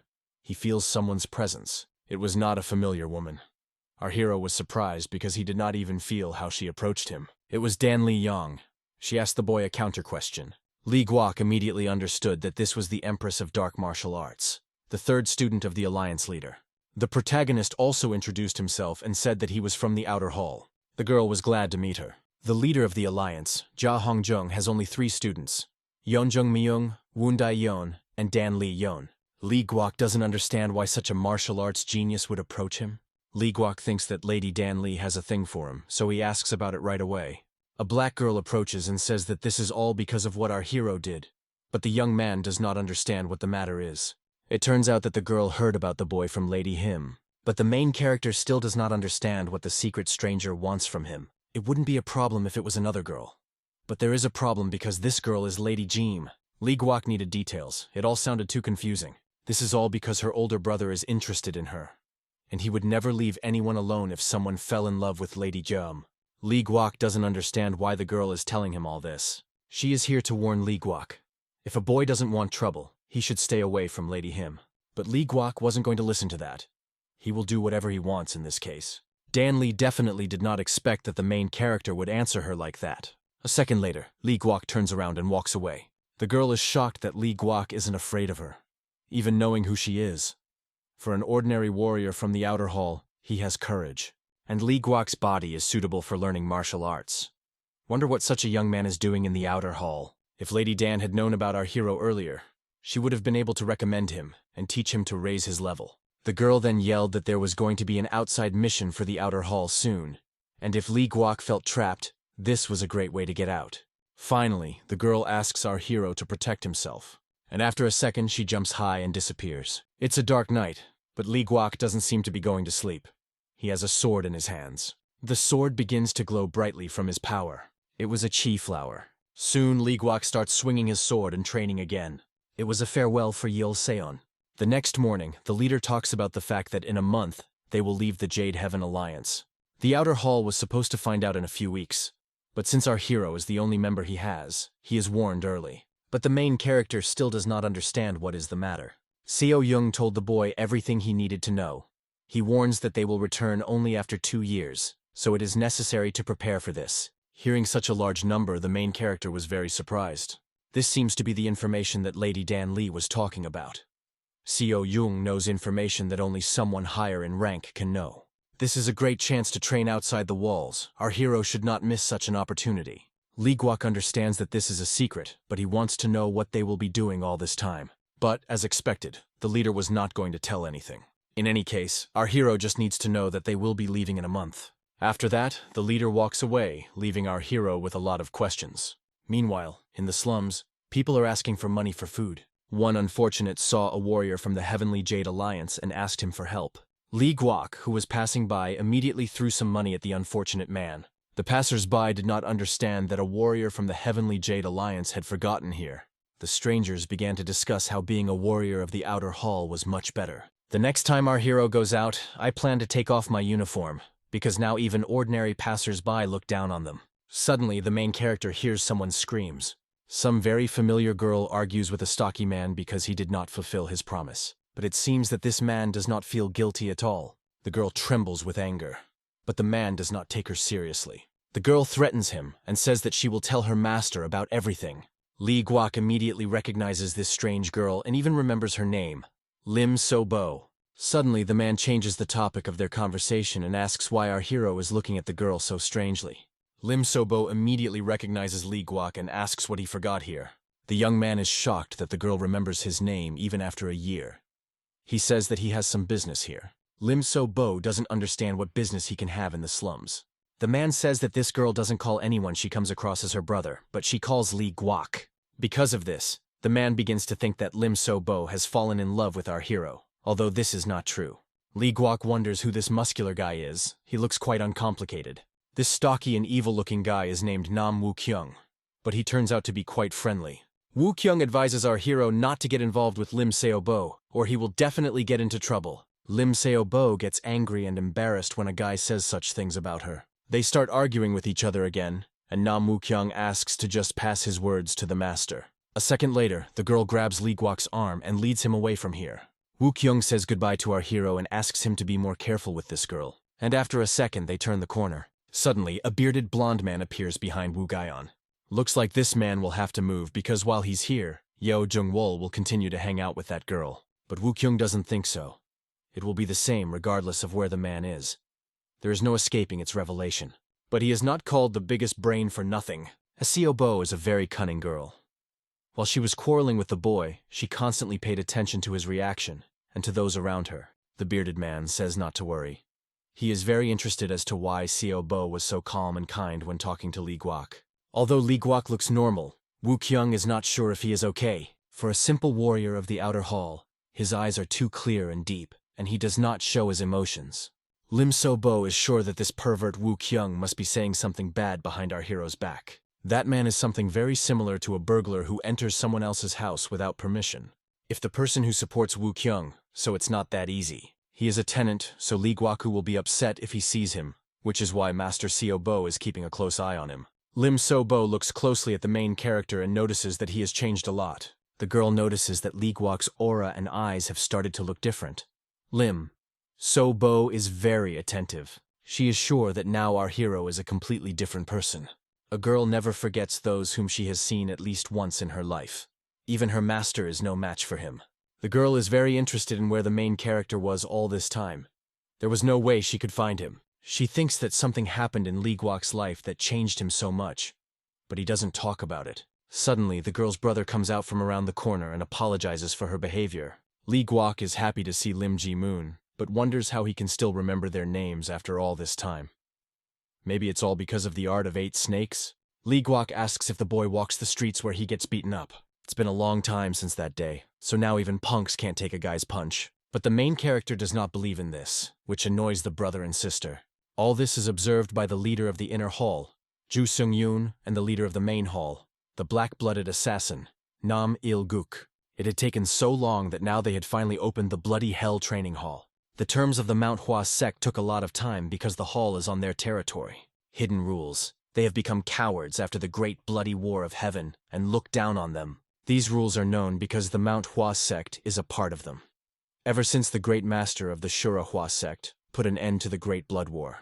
Ju Xingyong does not believe in such exaggerated stories of the past about the first demon of Manhwa sect. Everyone thinks so, but this is not an exaggerated story at all. The gray-haired man saw everything with his own eyes. Nam Il-guk had never met such a person before. He felt sorry for the bastards from the demonic cult just because of him. But the man himself is for peace because he is not from a demonic cult. He is a dark-blooded assassin, Nam Il-guk. The blonde always thought that the story of the Manhwa sect was just a fairy tale for children. Very soon, the Steel Blood Hell Training Hall will open, and these people will become the next generation of Jiangju. The warriors had been on the road for about 20 days, but no one had yet told them where they were going. Someone got the idea that they were given a secret task. Perhaps this is a mission that involves the life and land of the Jade Heaven Alliance. But another warrior thinks that would be too strange. Finally, after some time, the soldiers came to the right place, and the chief allowed them to rest a little. The road was very difficult, so the warriors deserve a rest. Seok Yi is shocked what exactly Seo Jung is saying about the hard road because he gave all his bags to Lee Guok and left with nothing. Meanwhile, the main character looked around and was very surprised when he saw that these ruins were their destination. The leader explained that it was Mount Sohua. This is the last fortress that Jianghu defended during the Great Heavenly Blood War. The famous training hall of Bloody Hell was also located here.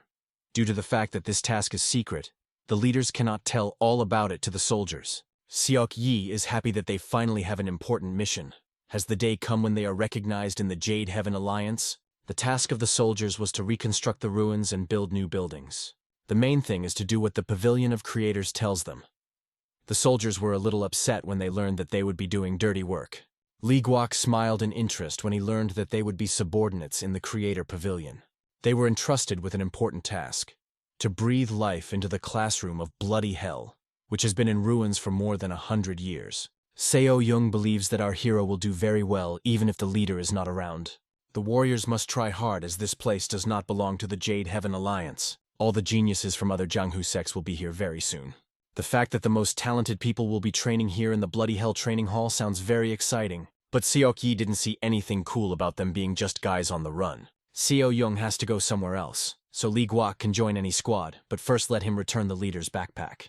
As soon as Seo Jung got his backpack back, he turned around and went about his business. Seok Yi finds Seo Jung strange because he left his only member and went somewhere. Soon, everyone was actively engaged in the reconstruction of the ruins. Seok Yi's friend was surprised to see Lee Guok working hard. Was he really that strong before? Seok Yi thinks that our hero is deliberately working so much to tire himself out and forget about Yulseon sooner. But the red-haired boy thought differently. Very soon, the tree that the protagonist was chopping gave way and began to fall. If the boys had not had time to jump back, they would have been crushed by the trunk.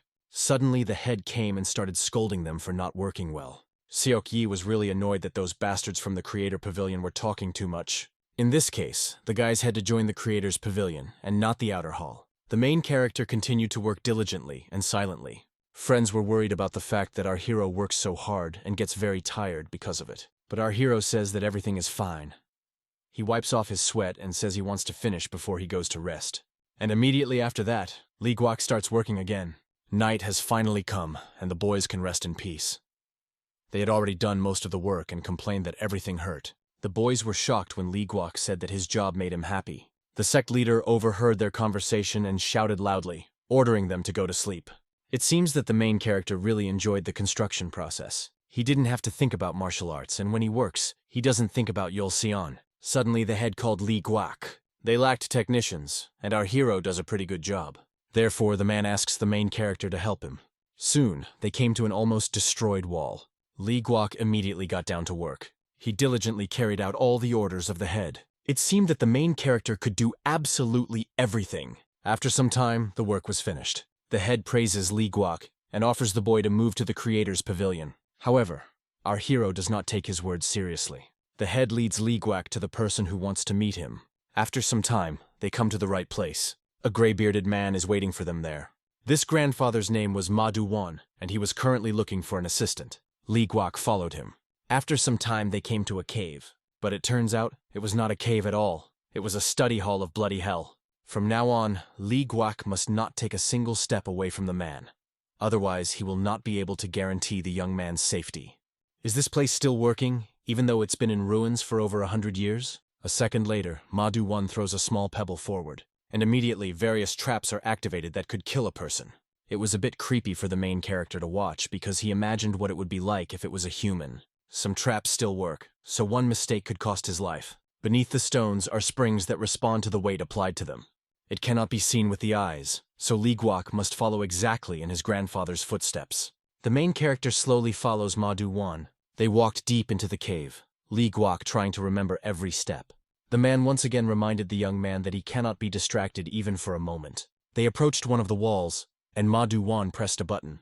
After a second, a huge gate opened in the stone wall. Grandfather said to go inside. Our hero was very interested in what kind of place it was. There were a lot of different things inside, and Lee Guok didn't understand what it was all about. This mechanism was the whole essence of traps. This location must work for all traps to work. One of the gears was defective. It is because of such details that the traps will not work. Ma Du-won asked to retrieve the same item from his backpack.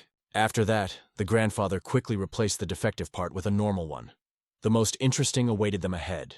The main character continued to follow in his grandfather's footsteps. Lee Guok looked at the statue standing to the side. If he takes an extra step, it activates. It was difficult for the old man to return some parts, so our hero immediately rushed to help him. Grandfather smiled and realized that he made the right decision to make Lee Guok his assistant. The cave inside looked very modern because people in the past were very wise. Soon, Madu-1 leads our hero to another room which is full of interesting things. Inside, he sees many human statues in various poses. They all looked very much like warriors. They were 18 bronze men created by the Shaolin Temple. All of them were skillfully made, and one had the feeling that they were alive. The sculptures were as detailed as possible. Lee Guok thought they were broken, but they weren't. Lee Guok wants to see how these mechanisms work, and the old man immediately allows him to do so. In order to start the mechanism, you just need to step on any stone. Our hero does it. And after a second, the old mechanisms began to start with a creak. A moment later, one of the statues punches its enemy. All the bronze men began to launch a series of attacks on their enemy, and they themselves were the enemies of each other. Men began to fight among themselves. The statues brandished their bronze weapons. Their match was very exciting, and a moment later, one of the steel warriors was right behind Lee Guok and almost crushed his head, and the other, meanwhile, delivered a strong blow directly to the young man's face. Another warrior kicked him hard, but all this was only in Lee Guok's imagination. The statue's attacks were so concentrated that no one would be able to escape them. Warriors are very scary and fascinating at the same time. You can't look away from them. Lee Guok had horrible thoughts of what would happen to him if he was inside this fight. The main character really enjoyed watching this spectacle. The old man says that this is only the tip of the iceberg, because there are many more such things on Mount Sohua. If there's a person who can overcome all the traps here, then he will become an incredible master of martial arts. Of course, if this person can survive. In this way, 2 whole months passed. It was already snowing heavily outside. Carts with horses were going somewhere.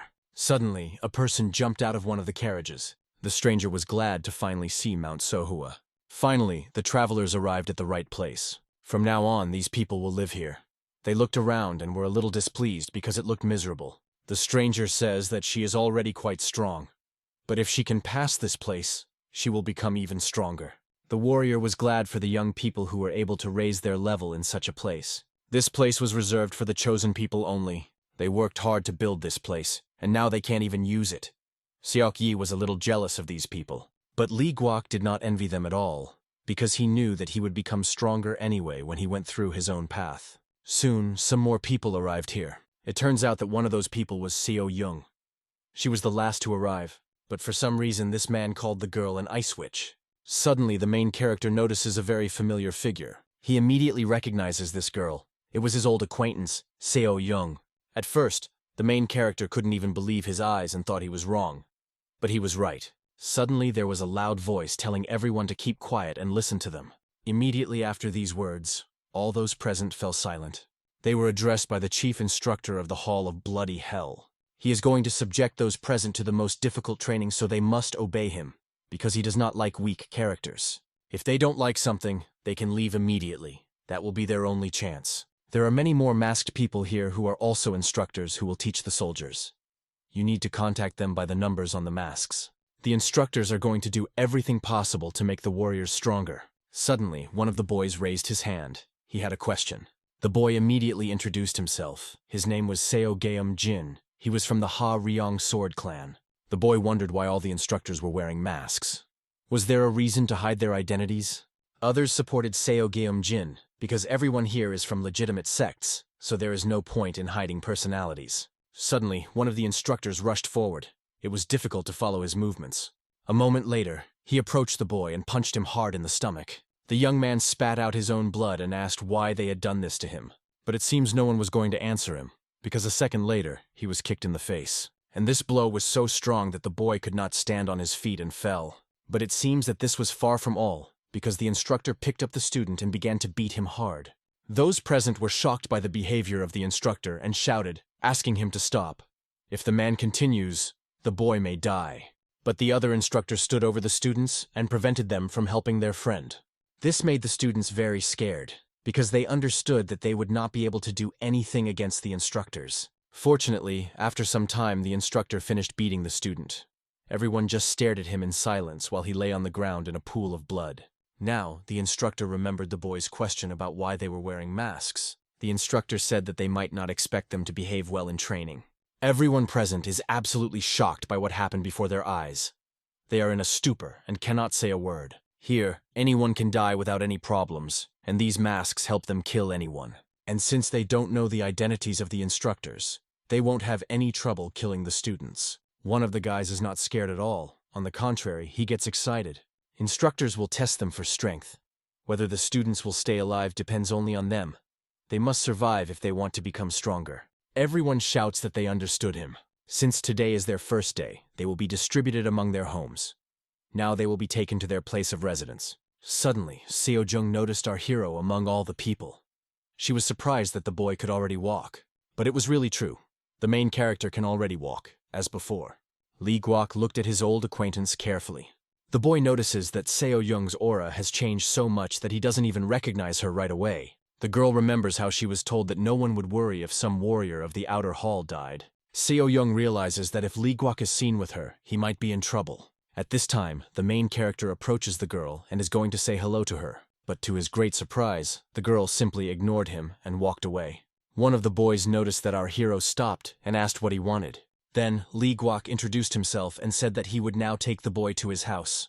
But this young man was very angry and in no mood, so he ordered our hero not to smile. Lee Guok was very ashamed and unpleasant that such a young guy allowed himself to talk to him so rudely. The main character immediately apologized and said that he would not do that again. Finally, this hard day's work was over, and Lee Guok returned to his room. He lay down in bed and sighed in relief. He is shocked that Seo-jung is really that talented. The young man realizes that she seems to be asking him to pretend they don't know each other. Nevertheless, it is thanks to the girl that Lee Guok is able to study martial arts and become better. But he never thanked her for it. The main character personally wants to make sure that she will be comfortable here. Our hero thinks that he has rested enough, so he can go back to training. As soon as Lee Guok stepped out into the yard, he began training with the weapon he picked up for cheap at the gun shop. It was really quite an unusual weapon. It jumped in different directions. And thanks to her, the main character could also jump a little higher. After some time of training, the boy fell to the ground and was breathing heavily while resting. The more he learns about martial arts, the harder it gets. Lee Guok wants the leader to help him cross his line. Suddenly, the door to the courtyard creaks open and the sect leader enters. Seo-jung is shocked that even here our hero continues his training. The leader says that the guy has been put down a lot by others lately. The leader heard the news that the creator's pavilion was watching over our hero. Lee Guok asks Seo-jung to be nice to him because he is the only member of his squad. The creator's pavilion constantly called the guy to him and said that they would write him a good letter of recommendation. Suddenly, the main character smelled the sharp smell of blood and thought that the leader had been injured. Soon, the family turns around and is about to leave. The main character looks after him and feels very strange, because it was from the leader that he smelled blood. The main character goes somewhere and carries a bag on his back. Our hero brought a weapon that all the students will use. If they are asking to use their own weapons, then why are they in such terrible condition? Geniuses like them shouldn't be given weapons like this to train with. But our hero simply completed the task and brought what was asked of him. One of the guys thinks that the main character just stole this weapon. The young man does not understand why someone with such a low rank as his would steal something. Lee Guok seems to annoy this guy so much that he pulls out his sword. Suddenly, he is approached by Seo-jung, who tells him to stop it. Then the girl starts to get angry that Seo-jung is interfering in her conversation. Seo-jung defends Lee Guok because he is just doing the job he was given. It will not be fair to attack him for this. The girl starts screaming even more because she doesn't want to use this sword. Seo-jung is completely calm.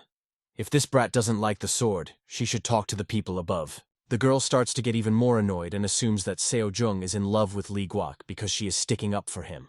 However, Seo-jung doesn't react to this in any way, only calls it delusional, which makes this girl even more upset. She threatens that if this bastard continues to be delusional, Seo-jung will pull out all her teeth. The main character really doesn't want Seo-jung to get into trouble because of him. Suddenly, a man intervenes and asks them to stop this whole circus. The man asks the ice witch to stop because it doesn't look like her at all. This haughty girl continues to stand her ground and say that this is none of this man's business. A second later, a burly man grabs the wretch by the shoulder and passive-aggressively says that you need to live in harmony. Meanwhile, Seo-jung takes advantage of this and leaves. Everyone is discussing Seo-jung. Some even felt the cold breeze as she passed by. At this time, the man began to deal with this insolence. After a second, he called her ungrateful. But the girl did not understand what it was about. It turns out that the man just saved her. The main character only now realized how much Seo Young had changed. Meanwhile, the Jade Heaven Alliance was holding a gathering of instructors. They discussed the preparation. Other instructors report that the weapons have already been delivered. In that case, they will start training tomorrow at the Steelblood Hall. There will be a lot of dead and wounded, so you have to prepare. Everyone was already ready for this. They are going to harden other swords to battle the demonic soldiers. Suddenly, the head instructor tells instructor number 1 to stay here and asks the others to leave. When everyone is finally out, the instructor removes his mask. A gray bearded man appears under her. Instructor number 1 follows suit and also removes his mask. Underneath it is Seo Young, our hero's leader. They greet each other and are happy to meet. Seo Young says that everything is great in his life. The loss of the Shadow Regiment is very difficult for the Alliance. No one could have thought that a demonic cult would attack them. The blame for their deaths rests solely on him. To Seo Young, they were more than just a regiment. These were his brothers and Danshan's students. Without them, the battle will become much more difficult. The man doesn't understand why Seo Young is still here because it's time for him to go and do his job. The boy asks the elder if he doesn't think he's still too far away from recreating the Golden Arrow clan. This question really makes Mr. Yan think. But such is life. Once something is destroyed, it cannot be instantly recreated. Those techniques that his brothers learned are now forgotten forever. Danshan's sect is now in the past. Now Seo Young is the only one left from where. And the young man blames the heavenly demons for everything. It seems to Mr. Yan that the fact that he sent the redhead to the outer hall did not cool him down at all. A guy with tears in his eyes says that his head is as empty as ever. In the outer hall, Seo Young only has one ally, so there's not much to tell. Mr. Yang asks what his ally's martial arts level is. The guy has enough experience, and he is also quite good at traps. After that, the leader walks away while the grandfather looks after him. Most likely, if he will be around, then perhaps training will not be necessary. Meanwhile, the main character has just returned. It turns out that the guys decided to relax and have a drink today, so they want our hero to be with them. Lee Guok declines and explains that he is too tired, so he will join it tomorrow. After that, the protagonist opens the creaking door to the room. As soon as the young man stepped inside, he had the feeling that he was not alone here. But the boy thought that it was the leader who had returned. But everything was not like that at all. Here, that impudent scumbag was waiting for him. The protagonist almost called her names, but remembered that he couldn't do it. The girl crossed her fists. She came here to avenge her humiliation. Lee Guok tried to explain that it was just a misunderstanding. The others received the same swords, but the girl doesn't care anymore. What worries her is that she was humiliated because of our hero. The girl will only forgive Lee Guok if he bows to him 9 times and smashes his forehead. In front of him is a promising master of martial arts. The main character does not want to fight with her.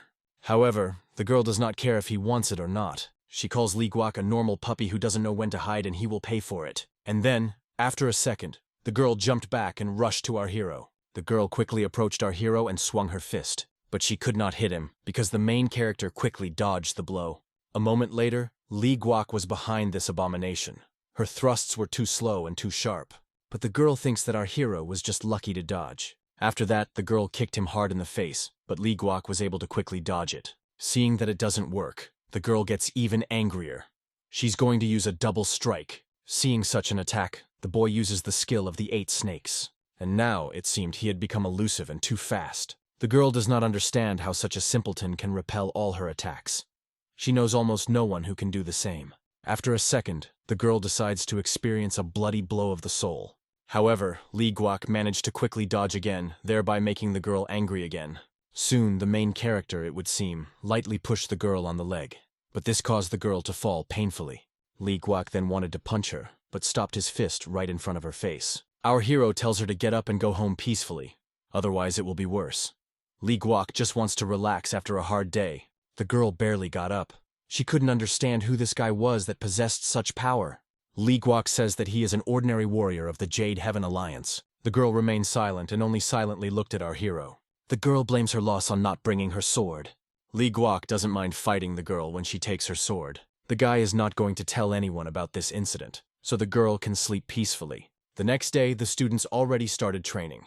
They were just hellish, and not everyone could stand them. The instructors really didn't feel sorry for them at all. The student begs the instructor to let him go, because if the boy continues, he will die. but the instructor orders him to continue. There are many dead people in the room. All of them also tried to escape, just like this guy. The instructor thinks it's better to be beaten by traps than by him. The people who remained on the street are terrified because they hear screams all the way here. It seems that children are not yet ready for such training. Seoki finally realizes that they too would feel bad if they were special. A second later, a voice was heard from the cave, which ordered to carry out the wounded. One of the soldiers hopes that the parents of these unfortunates do not know what their children are going through. Meanwhile, the next participant enters the study hall. With his failed move, he activates the same trap with the 18 bronze men.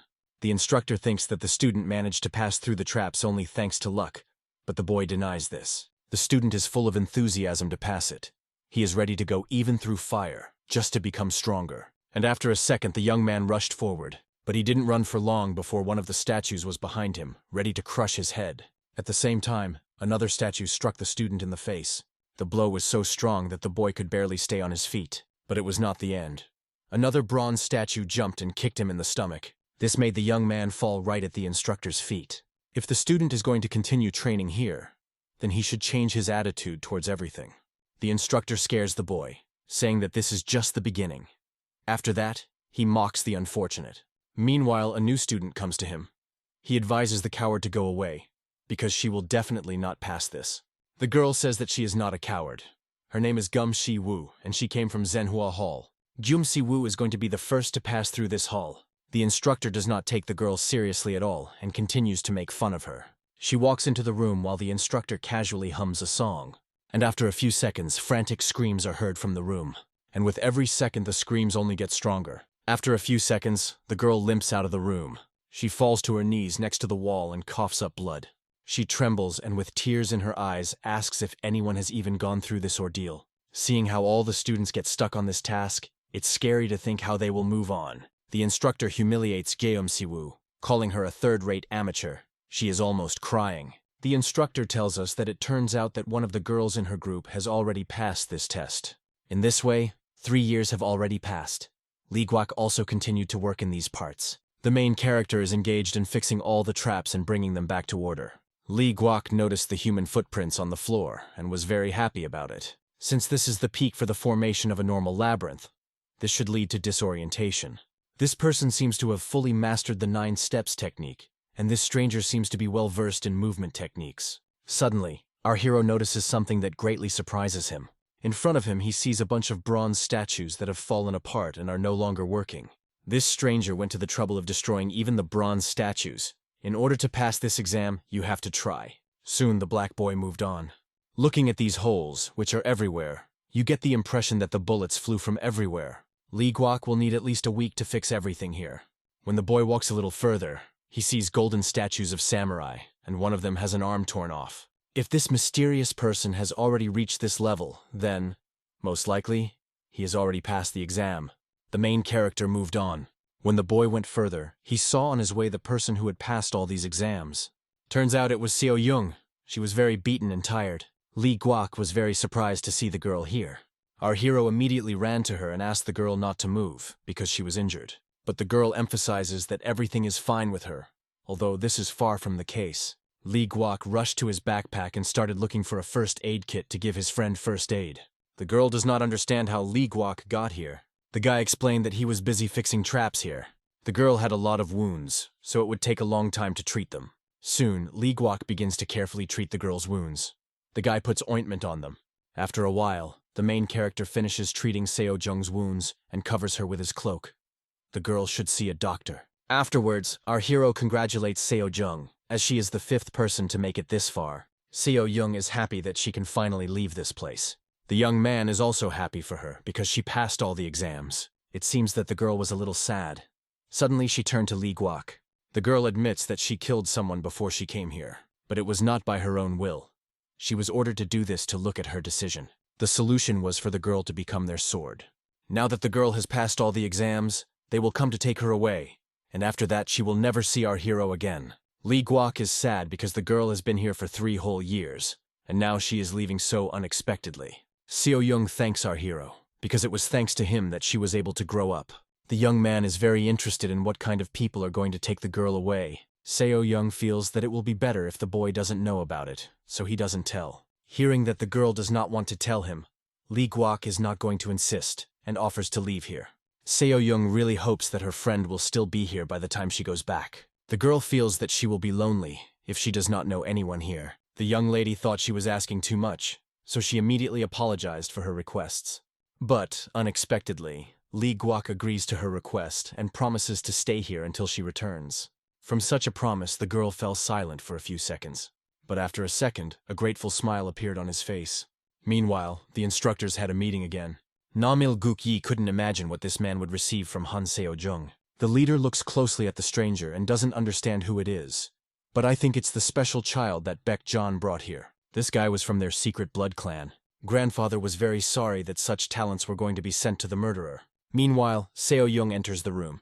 A blonde woman praises a girl for her work. Now Yoon Gwang-ho has to take his last exam. Soon they leave the classroom and go about their business. The girl takes a last look at this place. The leader was already waiting for her. Therefore, the girl quickly turns around and goes to the carriage.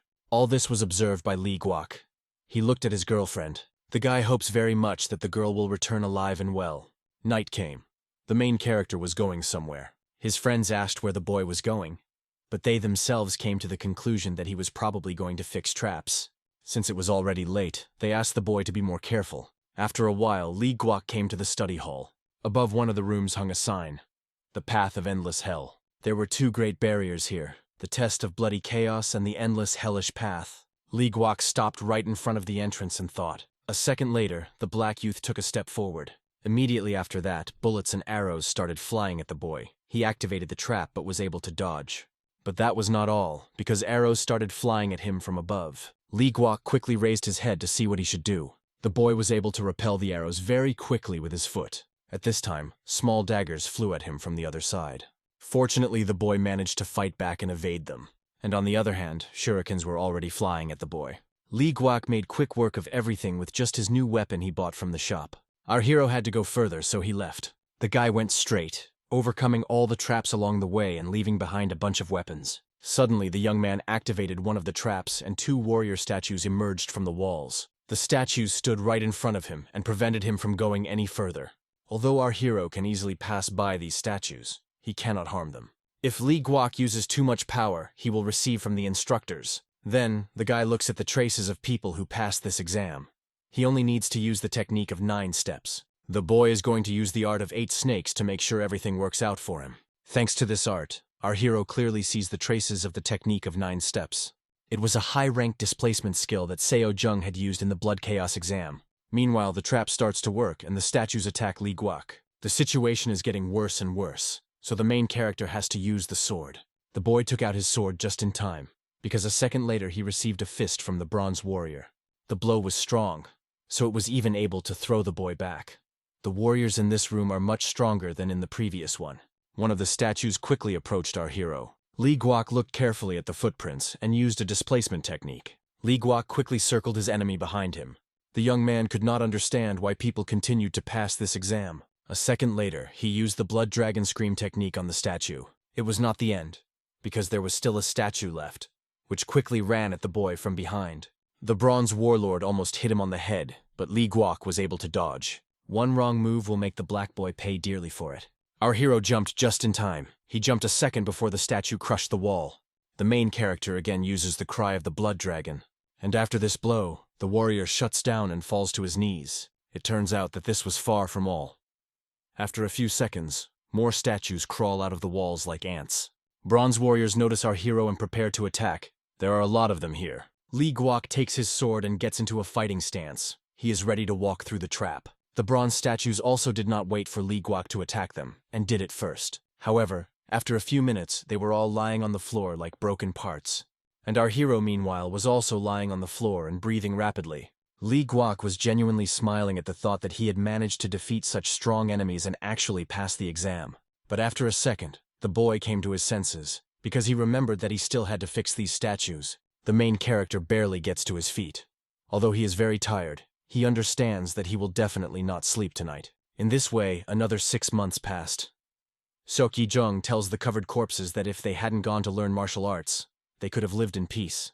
Too many people have been dying lately. The guys are tired of cleaning up the corpses. After hearing about this, Lee Guok wants to take over their job of cleaning up the corpses, so that the friends can get some rest. Seok Yi is touched by how good a friend our hero is. Very soon, Lee Guok really took up this work. The boy took the corpses away and began to dig holes for them. The main character puts a monument to each of them. When the boy has finished all the work, he prays that these souls will go to heaven. Just the thought of how many people have died in the central demonic trope is frightening. But Lee Guok isn't sure if their lives were really worth it. When the young man returns to the room, he hears a familiar voice. The leader was already waiting for him here. Seo Young couldn't find Lee Guok anywhere. Our hero is already preparing for the fact that Seo Jung will start carrying all kinds of delusions, as always. But it wasn't like that. Seo Young announced that Lee Guok would become the leader of the 13th sect from this day forward. At first, the boy casually agrees, because he does not pay attention to these words.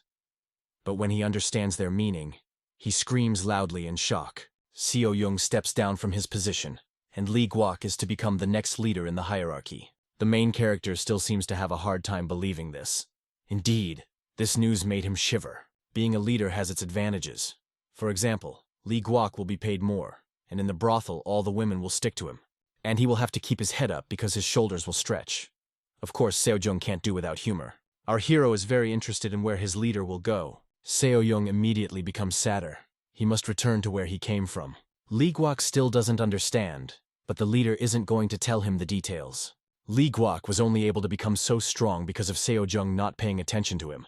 So the young man is very grateful to the leader. Our hero is the first and last member of the Seo Chun sect. The leader wishes him a successful life. After saying this, the boy turns and silently walks away, leaving Lee Guok alone. At the end, Lee Guok loudly shouted words of thanks to his leader and wished him a good trip. Several days passed. After the leader left, news of the imminent closure of the Steel Blood Training Hall spread quickly. Lee Guok grew up attached to this place and is very saddened by the news that it will soon close. He hits the wall with a wrench and hears a strange sound, which makes him realize that this wall is hollow. It was very strange because he had never noticed that this wall was hollow before. On the wall, he felt something that looked very much like an activation button and pressed it. A second later, a door opens in the wall. When the young man goes inside, he feels that the air here is very heavy. The main character is in an empty room and does not understand what it is for, because he has never seen it before. Lee Guok is very curious as to who could have made this room right here. But the boy decides not to dwell on it, and is going to go back so as not to waste time. But suddenly a very strong wind arose. In front of him, on the wall, the boy saw a picture of a stranger in a hood. When our hero first entered the room, this picture was not there. The wind begins to rise even stronger. It's hard to believe that the snakes in Lee Guok's body are going crazy just by looking at this picture. Now, when the young man took a closer look at it, he concluded that someone had left this image thanks to an illusion.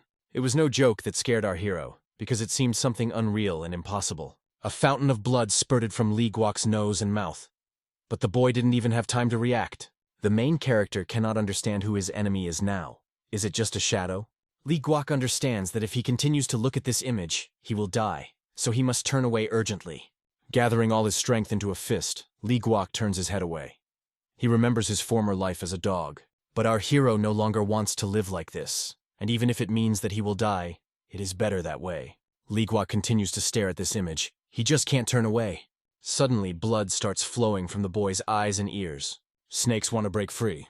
Suddenly, the boy twitches strangely. The brave boy barely finds the strength to stand on his feet. He finally managed to stop the bleeding, so he thinks his sixth snake has awakened. A strange bright spot appears on the image. Lee Guok immediately knew that this stranger had done something to him. The main character quickly draws his sword, preparing for a duel. He wants to know who it is. A second later, he quickly swings his sword and strikes, chopping the image on the wall. And immediately after that, it begins to dim. The young guy is thrown back by a shockwave from this. It's hard to believe that he almost died just by looking at the wall. The first time he had a lunatic fit was when he was just looking at something. Some time passed.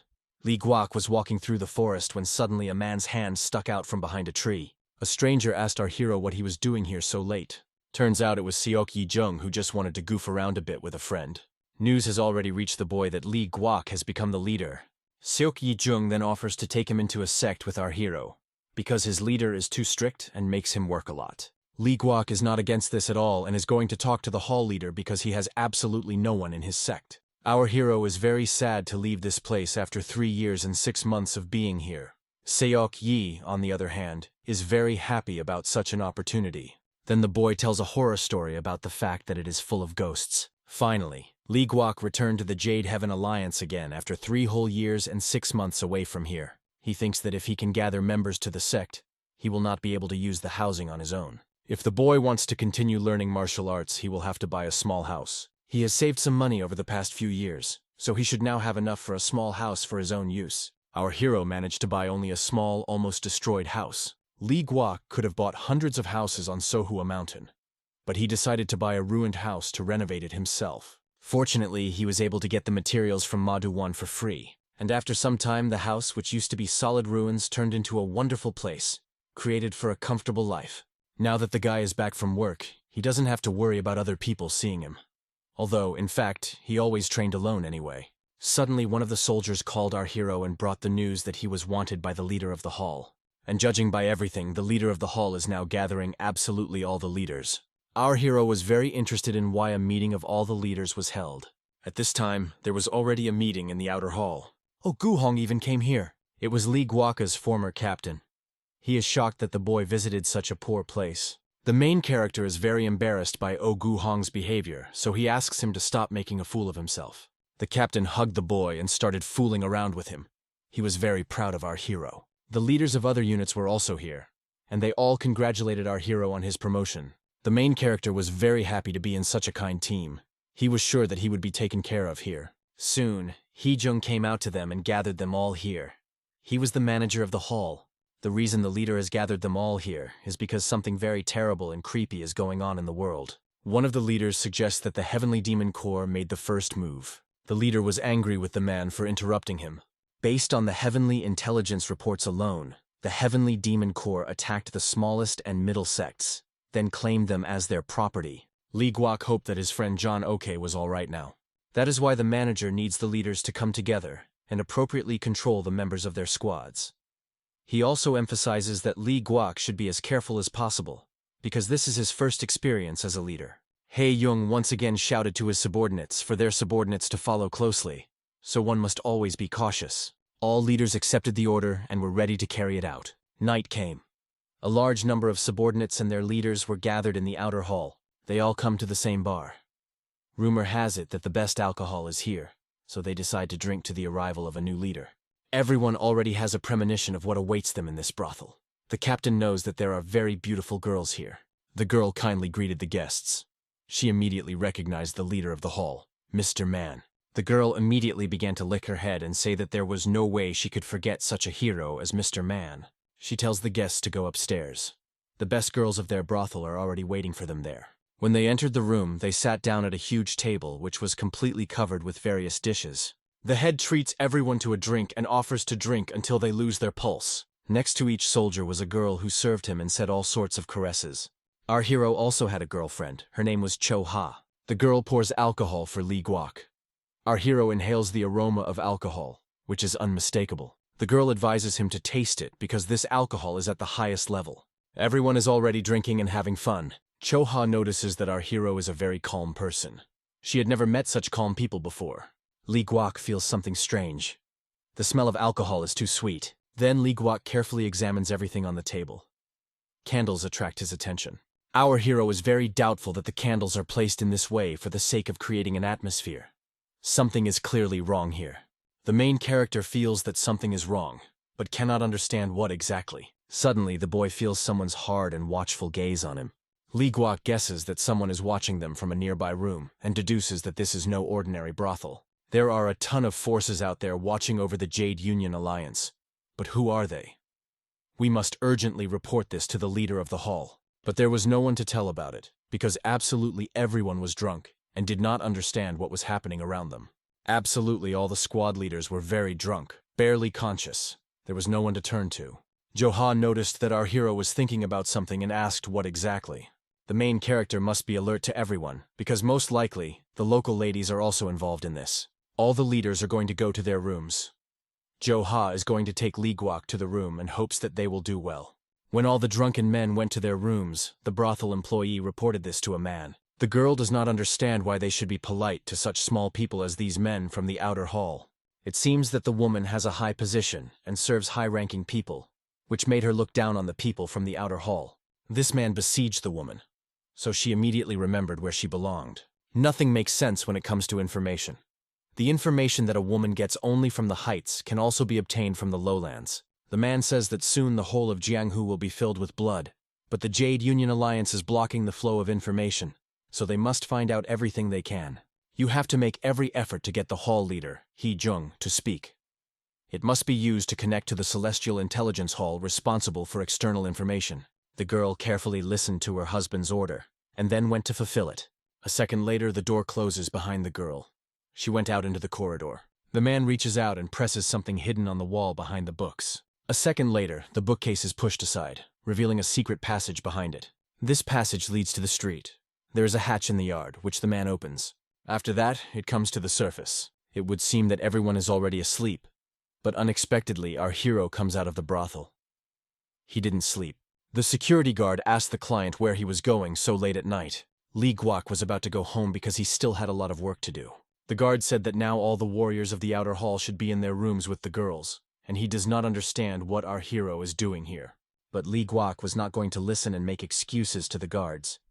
He takes leave and goes home. The guards are annoyed that our hero is going to leave so easily. The main character has already crossed the bridge and headed home. Suddenly, something outside caught his eye. A stranger was sitting on some debris near the wall. Li Guok was surprised. Who would be drinking alone in the slums at this late hour? It looked as strange as possible. Suddenly, the stranger feels someone's gaze on him, turns around and sees Li Guok. Our hero thinks the stranger is aggressive and trying to pick a fight, so he's going to ignore him and walk past. And so, when the boy goes further, he hears a stranger calling him by name. It turns out that it was his acquaintance. It was Nam Woo Kyung, but it seems that our hero did not recognize the boy. However, when Li Guok looks into the man's face, he recognizes him as Nam Woo Kyun. Nam Woo Kyung is very surprised that our hero has already managed to forget him. But it would be quite normal because they only saw one time, and that was 3 whole years ago. Nam Woo Kyung calls the boy over and offers to have a drink with him, but Li Guok tells him that he just got off the hook and was on his way home. The man sniffs and smells the smoke from our hero, because of which he assumes that he was in the Malinova Kvitka brothel.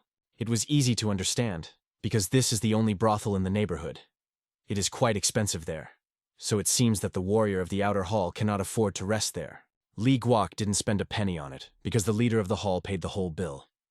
Also, Li Guok is no longer a low-ranking warrior. The main character with a smile on his face tells about the fact that he is now the leader of squad number 13. The boy still insists that our hero sit next to him and have a little drink with him. It was quite strong alcohol, so it had to be drunk slowly. When Li Guok is about to take his first sip, he smells a very familiar smell. It seems that it was the same drink that the guy was drinking in the Malinova Kvitka brothel not too long ago. This is definitely not the kind of alcohol that a poor person can afford, so it was very suspicious. A second later, the main character takes the first sip. It seems that Li Guok is already drunk. He praised the taste of this alcohol. Nam Woo Kyung asked what happened in our hero's life, that he became the leader of the squad. Our hero tenses up because it all sounds like the guy is trying to get information out of him. So Li Guok doesn't answer the question too bluntly. Woo Kyung asks how Seibo's boyfriend is doing. The guy says that he hasn't seen the girl for a long time, so he doesn't know how she is doing now. Li Guok said that he is not close enough to Seibo to know where she is and what she is doing. Nam Woo Kyung poured more alcohol on our hero. Suddenly, the main character smells the sharp smell of blood, which comes directly from his acquaintance. Maybe this guy is from Asura? Nam Woo Kyung looks too poor, even among all the poor. The next day came. Li Guok is going about his business when suddenly he hears someone calling his name. Turns out Seok Yi was calling him. Now the friend is officially a member of our hero's squad. Suddenly, someone knocks loudly on the door and asks if anyone is here. Seok Yi-gung immediately goes to open the door to greet whoever came to them. Behind the door stands some stranger in a huge hat who is looking for the 13th squad. The guy was just looking for the 13th squad. His name is Ki Jin Hui, and he was also assigned to join the 13th squad. In his hands, he holds an official document about it. This is the order of the hall manager, so he must show this document to the squad leader. Ki Jin Hui confused Seok Yi with the leader. Seok Yi points behind his back, pointing at Li Guok. This is the leader of the 13th squad. Then, Ki Jin Hui turns to our hero and introduces himself. He says that he was assigned to the 13th squad. The main character studied the stranger with his eyes. Li Guok had such an attentive look that the newcomer even felt embarrassed. The boy tells a story about himself. It turns out that he used to be an instructor at the Jade Light Battle Hall. In this case, the boy does not understand why he came to their unit, because the instructors are paid more than here. He came here because the Jade Light Battle Hall was closed. Hearing this, Lee Guok tensed up a bit. The Jade Light was not far from the corpse of the heavenly demons, but since the Jade Heaven Alliance was fighting them, they said that anyone who interfered with them would be killed, so they closed their battle hall. The main character is not against accepting the boy into the squad. He tells him to choose any available room. Kaijin Hui is shocked that the leader allowed such a low-ranking warrior to choose his own room. The boy is grateful to him for that. The boy was very glad that he was lucky with the leader. He was going to thank him for it by reading it. You might not be able to tell from Kaijin Hui, but he is quite good at astronomy, geography, and general knowledge. Seok Yi gets in line. He also wants to be read after the leader. Kaijin Hui is much better at this than street hustlers. The boy acts pretty confident when he starts working on it. Kaijin Hui looks carefully at our hero. He studies him from head to toe. Lee Guok's forehead is to slightly bend the square. This means that he had a difficult childhood and was unlucky neither with his parents nor with the management. Because no one watered the boy, he dried up like a tree. But if you give him water, he will bear fruit. A black boy listens attentively to his new acquaintance. Suddenly, the new acquaintance shouts loudly and looks even more closely at Lee Guok. It seems that someone has already dug a ditch for water. I wonder what happened to the blood and dirt that was on that person's hand. Lee Guok can only remain silent in response to this. The main character still does not take these words seriously. They sound obvious to him. Seok Yi-jung also really wants to be read. All he says when he looks at Seok Yi is that the boy will live a very long life. He is not verbose. The boy continues. Seok Yi is kind but narrow-minded. He is kind to everyone for no reason, but he has no place to turn to, and he also has a lot of luck to avoid death. And the boy does not have any information about the girls. After that, the acquaintance turns around and goes to the house to choose a room. The main character thinks that now they will definitely not be bored because such an interesting participant has joined them. Meanwhile in Heian, an army of warriors is on its way, but some stranger stood in their way. Because of this man standing on the road, the army could not go any further. The warriors did not understand what kind of strange stranger this was, and why he was just standing in the middle of the road and not moving. One of the men decides to chase him away. The warrior is confident in his abilities, so he behaves very carelessly and recklessly, thinking that he can easily defeat this guy. After a few seconds, the man drives up to the stranger and rudely orders him to get out of here and not disturb them. But the stranger does not respond to the warrior's words in any way, and he is already beginning to think that he is deaf. Then, the warrior pokes the stranger with his spear and is about to lift his hood to look at his face. Finally, the stranger began to speak to them. He knew that these people were Southern Jin deliverers, which meant they were carrying the cargo of the Jade Heaven Alliance. Hearing that this stranger knew such information about them from somewhere, the soldiers assumed that he was from the corpse of heavenly demons. The man did not have time to understand anything as this stranger began to strike. This scared the horse and stood on its hind legs. The man says that everyone who helps the Jade Heaven Alliance must disappear from the face of the earth. Realizing that words alone will not help in this situation, the warriors decided to attack. But the men began to shoot from everywhere, and almost all the arrows hit the target. Somewhere from the side appeared people in black cloaks with crossbows. They were the ones who shot the men. The soldiers immediately realized that it was a phantom cavalry, and this stranger standing in the middle of the road was a demonic wizard of blood chakra named Hwang Il-hyun. Now was no time for them to just stare at him, because now it was important to be vigilant. A second later, an enemy in a black cloak jumped on one of the horsemen with a sword, and with just a few blows, the man cuts their leader to pieces. It is hard for the other soldiers to believe that the leader died so easily, even in front of their own eyes, but it was impossible to relax. Other strangers in black raincoats started shooting at the men. There were so many arrows and they were so fast that it was almost impossible to dodge them. And after a few seconds, all the soldiers were lying motionless on the ground. There were a lot of bodies here. All this was done by these mysterious strangers in black cloaks. All this was done in order to take away the supplies that this army was carrying. At last, they paid for the humiliation they had inflicted on him while they were hunting the haunted warrior. Meanwhile, in the Jade Heaven Alliance, the commander of the Pure Blood Squad named Nia Hayen brought an urgent report. He reports that they received a letter from Gaean. Hearing this, the blonde grabbed the sheet and quickly began to read, not understanding what kind of nonsense was written inside. Inside the letter was that their enemies had stolen absolutely all of their supplies. This seems to be the reason their Heian front is having a hard time, but the leader can't let that happen. So he orders them to use what he has prepared. Thus, several hours passed. Someone's steps and voices are heard in the corridor. Soon, someone enters the room. It was Yo Jung-wol, the leader of the secret hall. He kindly greeted Ju Shin-yoon. It was not clear what the strategist was doing in such a poor place. The man replied that he was just passing by. Yo Jung-wol is a prominent strategist of the Jade Heaven Alliance. He is also known as the creator of the 10-step plan, because he is able to take into account all the factors in just a 10-step plan. But the blonde perfectly understands that the strategist did not come here just to say hello. The man is going to pour him tea for a more pleasant conversation. This tea was really top-notch. The blonde understands that the guest came here for a reason and is waiting for him to finally tell the true reason for his visit. As the strategist had said earlier, he was just passing by and stopped by to pay his respects. But the leader perfectly understands that this is not true. They are not close enough to ask how each of them is doing. The strategist came here to ask for a reconsideration of the decision to mobilize the Hidden Blood unit. The Hidden Blood squad is like a double-edged sword. If something goes wrong, the front will be in great danger. The blonde did not understand why the man was telling him about this, because these pens belong to the main hall. Because the leader of the main hall only listens to Ju Shin-yoon, and he doesn't listen to the strategist at all. Yo Jung-wol took another sip of tea and noticed that it had already cooled down. Soon, the man was about to leave.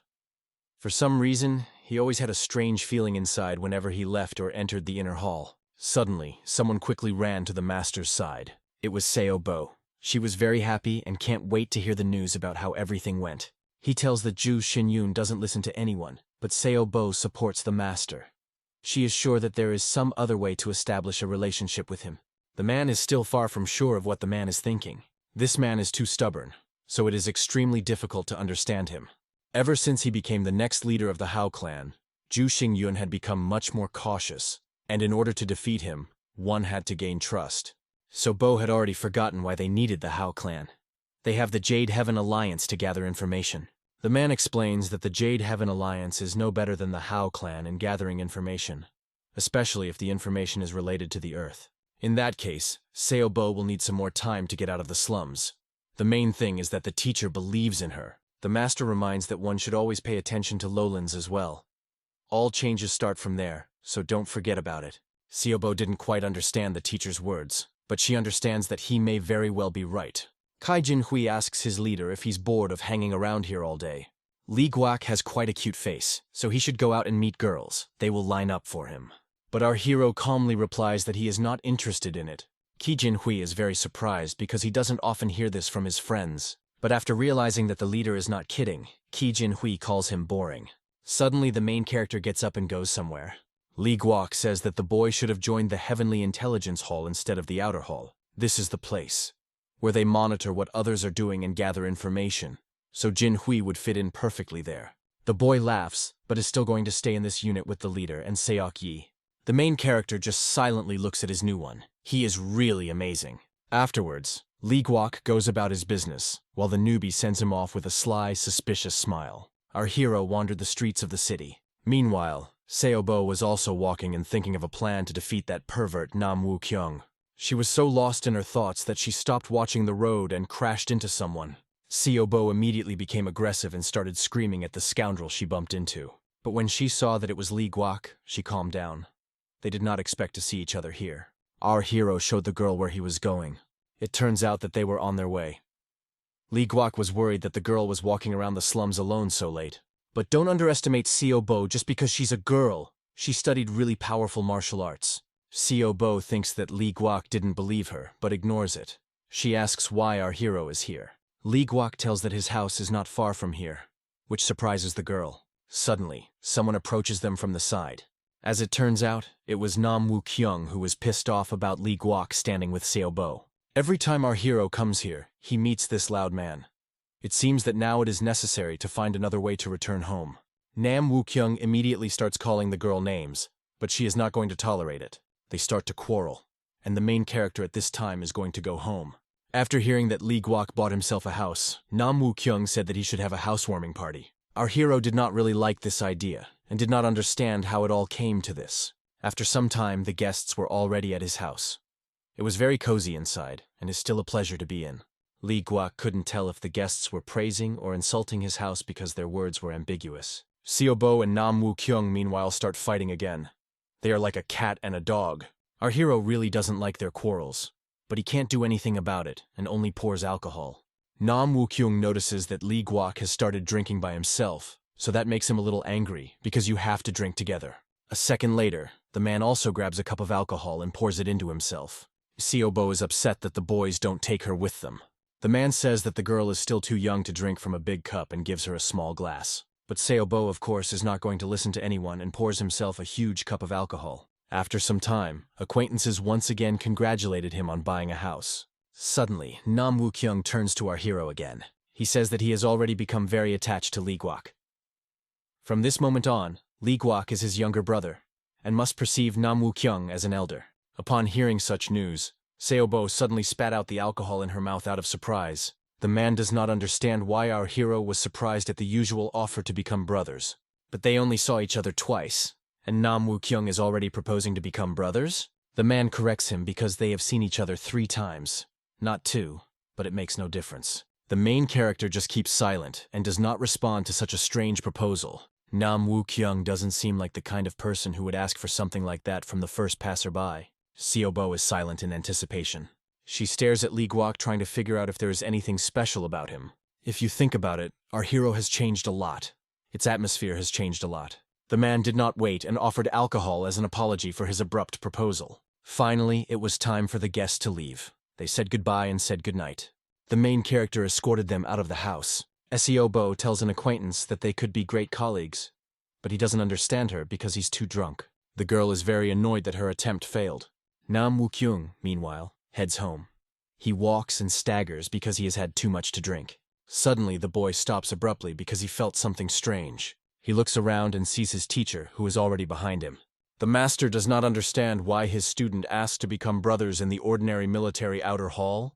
The man replied that he did it only for the reason that it would be more interesting, but the master does not quite understand what he means. Then the boy tells us that our hero was on Mount Sohwa. Is this the only reason? A year earlier, before our hero went up, he could only lie down as he was completely paralyzed, having fallen victim to the messenger of the heavenly demons. However, the Heavenly Jade Alliance paid attention to what had happened to the boy. And so, when Lee Guak thought all was lost, he gathered on the mountain and spent 3 years in the Hell of Steel Blood training hall, where he gained the trust of the people. However, the master is sure that this is not the only reason why his student liked the boy so much. Nam Woo-kyung adds that the boy has learned martial arts. But this does not surprise the master at all, because he is a warrior from the outer hall, so it is obvious. The student says that the main character cannot be compared to an ordinary warrior. Lee Guak had advanced so far that the emerald on the floor was broken even though it was as solid as a rock. There are traces of martial arts all over the yard. Even a veteran would not be able to tell what martial arts the guy used. The master assumes that the boy must have learned some special kind of martial arts. That is why the cunning Nam Woo-kyung wanted to become his brother in order to gain his trust and learn the details. But since the boy did not succeed in becoming his brother, he plans to simply establish a relationship with him. The teacher thinks it would be better to just get rid of the boy before he causes them any trouble. But there is no need to rush. Who knows, maybe in the future he will become their ally. But the bearded master still does not accept these words, because I think that our hero is an ordinary warrior of the outer hall. Meanwhile, on the border between the Heavenly Demon Corps and the Jade Heaven Alliance, a stranger in a white square is walking. A stranger is walking through the forest, until suddenly some men come out from behind the trees. It seems they were border guards. They asked why this merchant was walking here alone. They took him like a fool. The man was silent for a few seconds and looked up at the guards. It turns out that the stranger did not know that this was the border of 2 alliances. He is just a traveler. The guard was surprised that this stranger was traveling so calmly in those days when everyone was worried about the future. But in any case, the man has nothing to fear. These words made one of the guards laugh. These bastards say that if the traveler gives them everything he has, they will let him go alive. These guys were from the black predatory tiger team that was in charge of this place. The traveler perceived them as bandits. It's the first time I've heard such a name for a bandit group. The guard was angry for such words, but the other offered to simply steal everything from the traveler and let him go in peace. The bandits had no time to be gentle, so they were going to take everything from him. As soon as the man rushed to him, blood suddenly flowed from his hand. The bandit did not understand how this could happen, because the traveler did not even move for it. And a second later, his body was lying motionless on the ground. A stranger in a blonde cloak rushed towards the bandit in a flash, and in a second he was next to him. The man in the raincoat ordered the bandit to go away if his life was dear. Immediately after that, the bandit, trembling with fear, did not say or do anything until the stranger left. The frightened bandit turns around and runs away. He wants to tell his manager about it as soon as possible. After a while, the traveler sat down on the stones to rest a little. Suddenly, right into the tree that is next to him, an axe flies.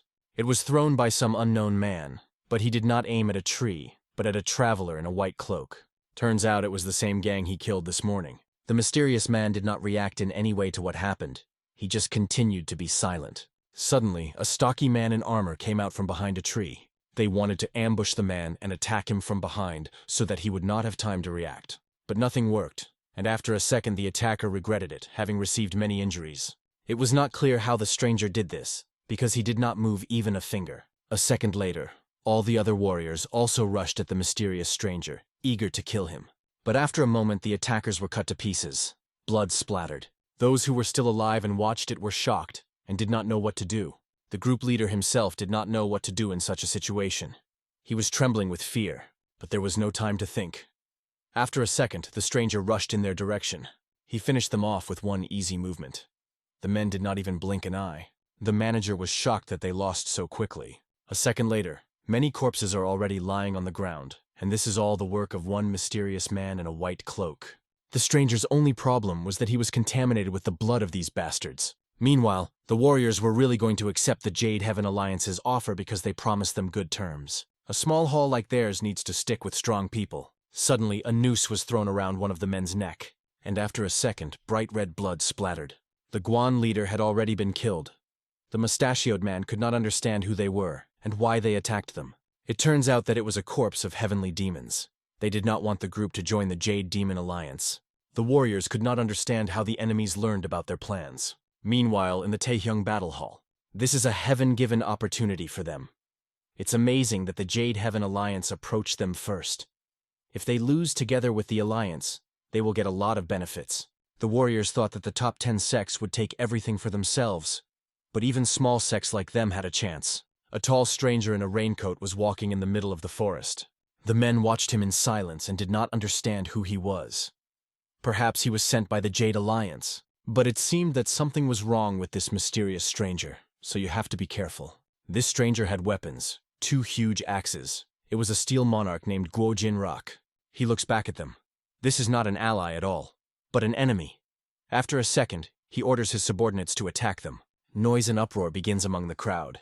Enemies in black cloaks rush at the men and hit them painfully wherever they hit. It was a very dirty trick to ambush martial artists. But Guo Jinrak admitted that he was a coward, but he didn't care because in war, all methods are good. They were going to send everyone to hell alone. At the same time, elsewhere, another group of small and medium sects were ambushed as they were gathering for the Jade Heaven Alliance. Riders on horses blocked their way. People discussed that there should be more of them by now. But it should not be forgotten that they looked down on them and neglected all their proposals. In that case, no one understood why they were here. Suddenly, one of the subordinates runs into the yard and shouts that trouble has come. On the way here, all his comrades were killed by a corpse of heavenly demons. Hearing this, all the men tensed up. But the captain could not make out the man's words because he spoke very fast. Also, the captain did not understand how the man managed to get here if the whole group was killed, according to him. Then something strange starts to smoke with this man. He trembles and moves strangely, and after a second, he raises his head and proudly declares that he is from the corpse of heavenly demons. Then, a horrible smile appears on his face and he laughs eerily. Turns out it was none other than Gwang Il-hyun from the Heavenly Demon Corps. Because I won't even have time to do anything, as blood has already splattered from him. The enemy cut him to pieces without any pity. The others immediately began to attack. But the man was too fast, like lightning. He had heard that a squad of mystic warriors was quite good in battle, and now he was going to check it out. A second later, he slit the young boy's throat, proving that those words were a lie. The captain understood that the enemy would not come alone, so you have to be careful. But it seems it was already too late. The yard was full of enemies. The group was ambushed by their enemies. The captain was very angry that these scoundrels simply set a trap and sat in ambush. But the enemies were completely indifferent to this. The captain's eyes were bloodshot, and his heart was full of desire to kill all these scum with his own hands. After only a moment, he rushed towards their leader to strike. But on his way, there were subordinates of this scoundrel, whom the captain quickly dealt with. And now, the enemy is right in front of him. He wants to fight him on swords. But this scoundrel is sure that the captain will not even be able to approach him. The bearded man doesn't understand what's going on, but he can't move any further. A second later, the man is pinned to the ground with some kind of weapon. He can no longer move. In this case, the captain shouts and tells him to kill him as soon as possible, and the captivity is a fool. But they are going to leave the captain alive so that he can collect the corpses of people and report this to the leader of the Alliance. The abomination ordered him to stay behind the walls of the Jade Heaven Alliance and not enter anywhere else if he wanted to live. If a man survives, he will curse his enemies for the rest of his life. When the task was finished, the Heavenly Demon Corps were about to rest for a while. They were sure that when they returned, Guo Jinrak would be rewarded by the leader himself. Thick black smoke was coming from the place where the battle took place. This smoke attracted the attention of the same stranger in the white square. The cloaked stranger knew that the Jade Heaven Alliance and the Heavenly Demon Corps had reinforcements everywhere, which meant the world was in danger. In the epicenter of the events, screams and pleas for mercy are heard. But it seems that the enemies have long since lost all humanity. The scoundrel opened the unfortunate man's mouth and saw the gold tooth, which he wanted to take away. All people had real grief. The murdered father lay in front of his son. The boy cried and called for him, but his father would never be able to hug him. The freaks continued to mercilessly mock the ordinary people who could not even do anything to them. Frantic screams are heard, screams of pain. The scoundrels in raincoats are enjoying themselves from the bottom of their hearts, because when they return, such pleasure may no longer exist. Suddenly, with lightning speed, a stranger in a white cloak rushes past them. Gwang Il-hyun felt something or someone flash past, but he couldn't make out what it was. Suddenly, behind the entire army, he saw someone's figure. It was just that stranger in the white cloak. The other bastards immediately noticed him and assumed that he was probably from the settlement. One of the scum began swinging his weapon, preparing to attack. But unexpectedly, this stranger just jumped and pushed away from the head of this bastard. The other scumbags in black cloaks were shocked that he was capable of such a thing. Seeing that this stranger was not so simple, the warriors drew their swords in preparation for battle. They began swinging their weapons wildly in the air, trying to hit the stranger because he was too fast. But the mysterious man in the cloak easily passed through all the enemies. No one even managed to touch him. The bastards couldn't understand how this weirdo was able to deflect all their attacks. Finally, these scumbags realized they were in serious trouble. A mysterious weirdo strikes this bastard and finishes him off. Everyone immediately started to protect Gwang Il-hyun when they realized that this weirdo was targeting him. But the mysterious man flashed through the crowd. No one could even touch him again. When the man passed them, their weapons were already broken. Gwang Il-hyun realized that this was a serious opponent, so he took out his sword to begin the duel. The mysterious man delivered a powerful kick directly at their leader's sword. Suddenly, this blonde weirdo starts talking and calls the leader by name. His voice sounds very familiar. The leader looks into the face of his opponent. Turns out it was Hyonim. But what is he doing here? Before them was none other than the first young master. Immediately after that, everyone fell on their knees before him and begged him to kill them, because they didn't know they were fighting against the first master. The young master recalled that the leader of the troop had ordered them not to contact ordinary people. Gwang Il-hyun began apologizing and admitted that he thought too highly of himself, so he allowed too much. If the corpse continues, the hostility towards the heavenly demons will only grow. The leader promises that this will not happen again. If this happens again, the man in the white cloak will personally punish them. The leader once again apologizes to him. The young master does not answer anything, but just walks away in silence. Meanwhile, at the Jade Heaven Alliance, the boys are discussing the Jade Heaven Alliance fortress. Various carriages pass by them. And here is the market. Ki Jin-hui continues to comment on everything he sees. The local girls here are very pretty. The boy does not regret at all that he joined the 13th squad. Suk-yi was very embarrassed for the boy. Suddenly the boys heard some strange sound near the main gate. A signal sounded for the soldiers of the outer hall. He meant that everyone should gather at the main gate. Very soon, almost all the warriors of the outer hall arrived at the place. It seems that someone was approaching the gate. It was a horse-drawn carriage, but the soldiers had not received a report that they would arrive today. It was a bit strange. The head ordered everyone to pull themselves together. The 1st and 5th squads will not allow anyone to hide near the gate, so it is necessary to pretend that nothing happened. And Hee-jung orders the other squads to protect those inside and bring them to the fortress. Lee Guok immediately knew something bad was going on. The horse carriage, meanwhile, had already arrived at the gate. There was something covered with sheets in the carts. Human hands could be seen from under the sheets. Are they carrying corpses? The members of the detachment lowered their heads and said that they had fallen into an enemy ambush. We are transported deep into the mighty inner fortress. Its walls seem immovable, but the atmosphere is filled with tension. A man with a bandage on his head looks at this with surprise and complete confusion. His eyes ask, "What the hell is going on here?" What unfolds in front of him looks like real hell. All the fighters who belonged to the Mystic Martial Arts Squad came back dead. One of the soldiers sighs heavily, regretting this terrible tragedy. But the main character understands inside himself. The squad consisted of the strongest masters of martial arts. They were part of the main court. Their death is simply unthinkable and unacceptable. Meanwhile, the general interrogates the boy witness. With tears in his eyes, he answers that it is the work of the heavenly demon Quan Il Hong and the spectral war ghost of the Cavalry squad. Hearing these names, the boy remembers a terrible truth. He knows who that Quan Il Hong is, and his heart sinks with anger. Once this demon not only insulted him, but also humiliated him so much that he spat right in his face. Mentioning it rekindles old wounds. It was he who made the hero disabled, forcing him to experience unbearable pain and incredible insult. His hatred for this villain burns more and more. The hero understands. This cannot continue. They must immediately notify the Alliance leader and convene a council to decide how to proceed. Behind the hero stands another boy, who silently thinks that the death of these people will be only the beginning. He sees the chaos that will cover the whole world, and understands that there will be even more victims than now. These words greatly excited Lee, but he understood very well. Now little depends on him. At the executive meeting, a terrible but inevitable decision was made to launch an all-out war against the vast number of heavenly demons. One of the boys suddenly asked the leader if he could drink as much as he wanted today.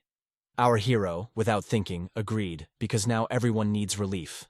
There will be no rules today. The belts can be loosened. They are going to relax for real, leaving all worries behind. The jokes in the team sounded epic. They laughed that they would drink until death itself found them. And who knows when it will come. In the distance stood the boys who had recently become new members of their team. Dio Qing and Wang Yang listened to these conversations with obvious fear, not knowing how to react. They were paralyzed until someone asked if they were going to stay here alone. This question brought them out of their stupor. As a rookie, Wu Il-young was at a loss. He thought it was inappropriate to drink now, because the situation was too tense, and he didn't know how to behave. Ligvac intervened, bringing everyone down to the ground. He emphasized that they had not rested for the past 3 days, and no matter what the situation, sometimes you need to relax a little. When Guoqing Guang was about to object with a trembling voice, he was stopped. One of them firmly said that the leader always tells the truth, and how can they listen? These words silenced everyone. When evening came, the calm and deep silence of the night enveloped the Alliance. In the darkness, only one of the houses had a light burning like a beacon in the ocean of silence. A blond man was sitting at the next table in this room, deep in thought about something important. The young owner and his team spent a long time choosing where to sit, trying to find a comfortable place. One of the boys passing this mysterious man suddenly stopped. He felt a strong energy literally emanating from the stranger, and he couldn't ignore it. Looking closely, he realized that this woman had an incredible aura that set her apart from the rest. However, he couldn't remember ever meeting her or even hearing about her. Without looking at her properly, he had only one thought in his head. Who is this mysterious person? The warriors, noticing his interest, began to joke that their leader must have fallen in love with a beautiful girl. However, he quickly explained that this was not the case. He assured them that this woman radiated such a strong aura that she was definitely not an ordinary resident of this city. Meanwhile, with each new glass, the atmosphere in the bar became more and more fun and relaxed. The warriors began to tell funny stories, laugh and support each other. Our hero sat with his team, sipping drinks, trying to relax after a busy day. Everything was calm until someone rudely opened the door, interrupting the general mood. All eyes instantly turned to the brat who dared to risk his life in such company. On the horizon appeared a trio of strange strangers who behaved defiantly and aroused considerable interest. Their appearance and behavior immediately attracted surprised glances, because such rascals had never been seen here. Everyone was watching them closely, expecting these three to do something out of the ordinary. However, the trio only entered the bar, silently sat down at the table, and nothing foreshadowed trouble yet. Trinity just calmly asked the owner of the establishment if he had a comfortable room for rest and accommodation. Noticing the host's hesitation, the scarred man rudely remarked, "Are you going to refuse us?" His words sounded like a challenge. The waiter boy, trying to be polite, explained that he was sorry. But due to the overcrowding of the Jade Heaven Alliance, it was almost impossible to find a free room today. However, one of the trio cut him off, adding with a sneer, You must really want to turn us down, huh? The waiter sighed heavily, realizing how difficult it was to work in such conditions. However, he continued, I'm sorry, but there are no rooms available even in the neighboring hotels. Hearing this, the man with the scar suddenly stood up, grabbed the waiter by the collar, and slapped him with a smile. He laughed, making the boy reconsider his decision. You'd better clear a room for us, understood? There were many warriors in the bar who watched these brats in silence, holding back their displeasure. The man with the scar, noticing these looks, gritted his teeth and shouted, Why are you staring? Bring me alcohol, damn it! Then he turned again to the waiter he had just hit. Tell me, do you have a room or not? The poor boy understood that if he said no, he would get hit again, and if he said yes, he would not be able to fulfill the request. Then another member of the trio raised his voice and said, We, the famous three berserkers, have come to help the Jade Heaven Alliance, and we are left sleeping on the street. What if the Alliance finds out? After hearing these words, the patrons of the bar began to remember whether they had heard of these people. It seemed that no one really knew them, but the name Berserker Demons sounded familiar. Even so, it was obvious that these three were strong fighters, and it was necessary to resolve the situation somehow, because the Jade Heaven Alliance was indeed in a difficult situation. Meanwhile, at the next table, the girl was laughing merrily at her friend's joke, ignoring the tension around her. At that moment, the waiter fell to his knees, begging for permission to at least help these people. Our hero noticed this strange scene, but his friend whispered, These are not people to argue with. You better pretend you don't see anything. The newcomers also decided to follow this advice, because the rumors about these guys were terrible. They were called the infamous Tianfu villains. The dialogue with the waiter was suddenly interrupted by a rude voice that silenced everyone. The three berserkers turned and glared around the room, trying to determine who had dared to stop them. Our hero met their gaze without fear, confidently calling himself the leader of the Jade Heaven Alliance squad. He emphasized, If they do not understand where they are, then he will remind them that this place is under the protection of the Alliance, and anyone who affects ordinary people will be punished. One of the berserkers asked, smiling defiantly, And what are you going to do to us? Ligvac, trying to avoid conflict, politely asked them to stop mocking. The scarred man just exclaimed in surprise, How could this guy think that three berserkers would listen to such a pitiful scumbag? Meanwhile, the green-haired girl added sarcastically, Do you think the Alliance would have called us if we were weak warriors? All three approached the young master, surrounding him. They scoffed because he was a full head shorter than them, and didn't look like a force worthy of their attention. Their laughter grew louder as one of them asked, How dare a squad leader with such a low rank interfere in a martial arts dispute? One of the berserkers cheekily poked his finger at his clothes and said, I wonder what the head of the outer court will say when we take this commander's life. Their eyes burned with an ominous fire as if they were looking at prey, while Lebanon just wanted to stand up for justice. At that moment, the scarred man began to slowly reach for his sword, causing even more tension. Our hero realized that now he has no other choice. He will have to fight. To the berserkers, this boy looked like an insignificant insect. They were so confident in their strength that they did not even consider him a worthy opponent. Ligvac's team watched as their leader risked his life, realizing that everything could end in disaster. Ligvac himself wanted someone to step in and stop this conflict before it came to a fight. The green-haired girl from the berserker trio asked Ligvac sarcastically, Do you have any idea what we're about to do? If you do, that's your biggest mistake. But at that moment, a woman who had been spotted earlier at a nearby table intervened. She urged everyone to stop, wanting to avoid bloodshed. The green-haired berserker walked up to the woman, shouting viciously, Are you out of your mind, bitch? If you want to face death, go ahead! She hit the woman with all her might, ready to kill her on the spot. However, the blow stopped at the same moment the woman's aura exploded upon the clash of fists. The berserker froze, realizing the consequences of her attack. A thin thread of energy released by the woman flew so close to her ear that it tore the earring and made her shudder. This moment became a clear signal to all berserkers. This woman is incredibly strong, and it is better not to provoke her. The berserkers, realizing the strength of this woman, carefully stopped, realizing that it was not worth provoking her anger. The green-haired berserker was curious as to who she was and tried to find out more. However, the woman calmly replied that it did not matter, and the main thing now was to avoid unnecessary problems in this place. The berserker angrily replied that she had no reason to interfere in other people's affairs, but the blonde reminded her that she was a customer of this establishment just like everyone else. One of the berserkers began to laugh loudly, noting that fate seems to have brought too many wonderful people here. He asked the woman to give her name. However, she simply looked away, not even giving him a chance to start a conversation. Her silence was demonstrative. Deciding to take the initiative, one of the trio took the first step. He introduced himself. "I am Gu Chenseng, the first berserker of the three warriors." He expressed the hope that the woman would also state her name, after which they would find a common language. But at this time, his brothers began to imperceptibly surround her. As one coordinated mechanism, they drew their weapons and suddenly attacked from all sides. Gu Chenseng laughed loudly as he exclaimed, "Now you will know what a mistake you made in choosing to go against such strong warriors." The woman immediately understood what the berserkers were up to, but she was not confused even for a moment. Her confidence was unwavering. The other warriors in the bar just watched, shocked at how despicable these attackers were. However, all the blows aimed at the woman suddenly stopped, as if something invisible stopped reality itself. The entire bar shuddered at the incredible force that broke the tense silence. The largest of the berserkers flew back, crashing into a wall and breaking a beam, causing cracks in the building. The green-haired berserker, coughing up blood, flew to the side, unable to even react. Gu Chenseng fell face down, his head crushing the wooden floor with force, leaving a deep crack. The people watching at the bar were stunned. The demonic berserkers, who were considered the strongest warriors, lay on the ground like beaten amateurs. No one could figure out what exactly happened.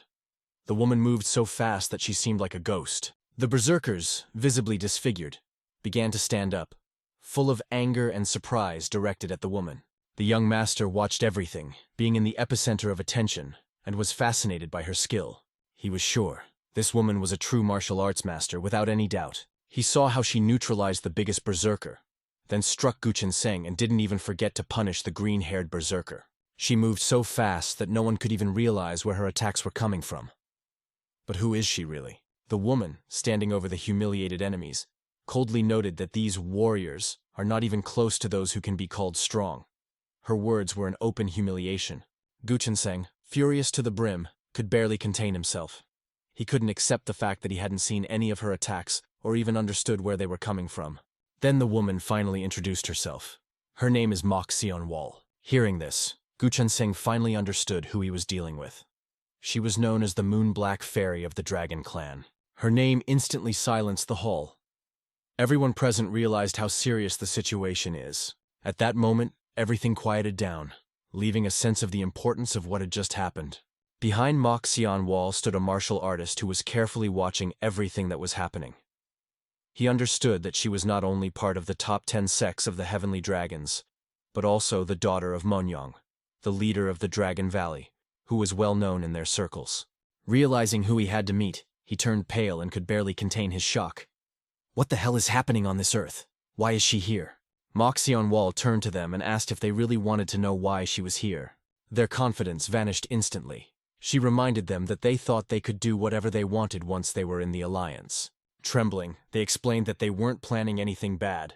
They just wanted to join the alliance and talk. Mok Sion-wol disdainfully let them go, ordering them to get out of the bar immediately. Slumped, they left the facility, trying to decide whether or not to inform their leader of her presence. After these brats left, the atmosphere in the bar gradually returned to a normal rhythm. However, the warriors could not take their eyes off the Moon Fairy. Her aura caused them admiration and awe.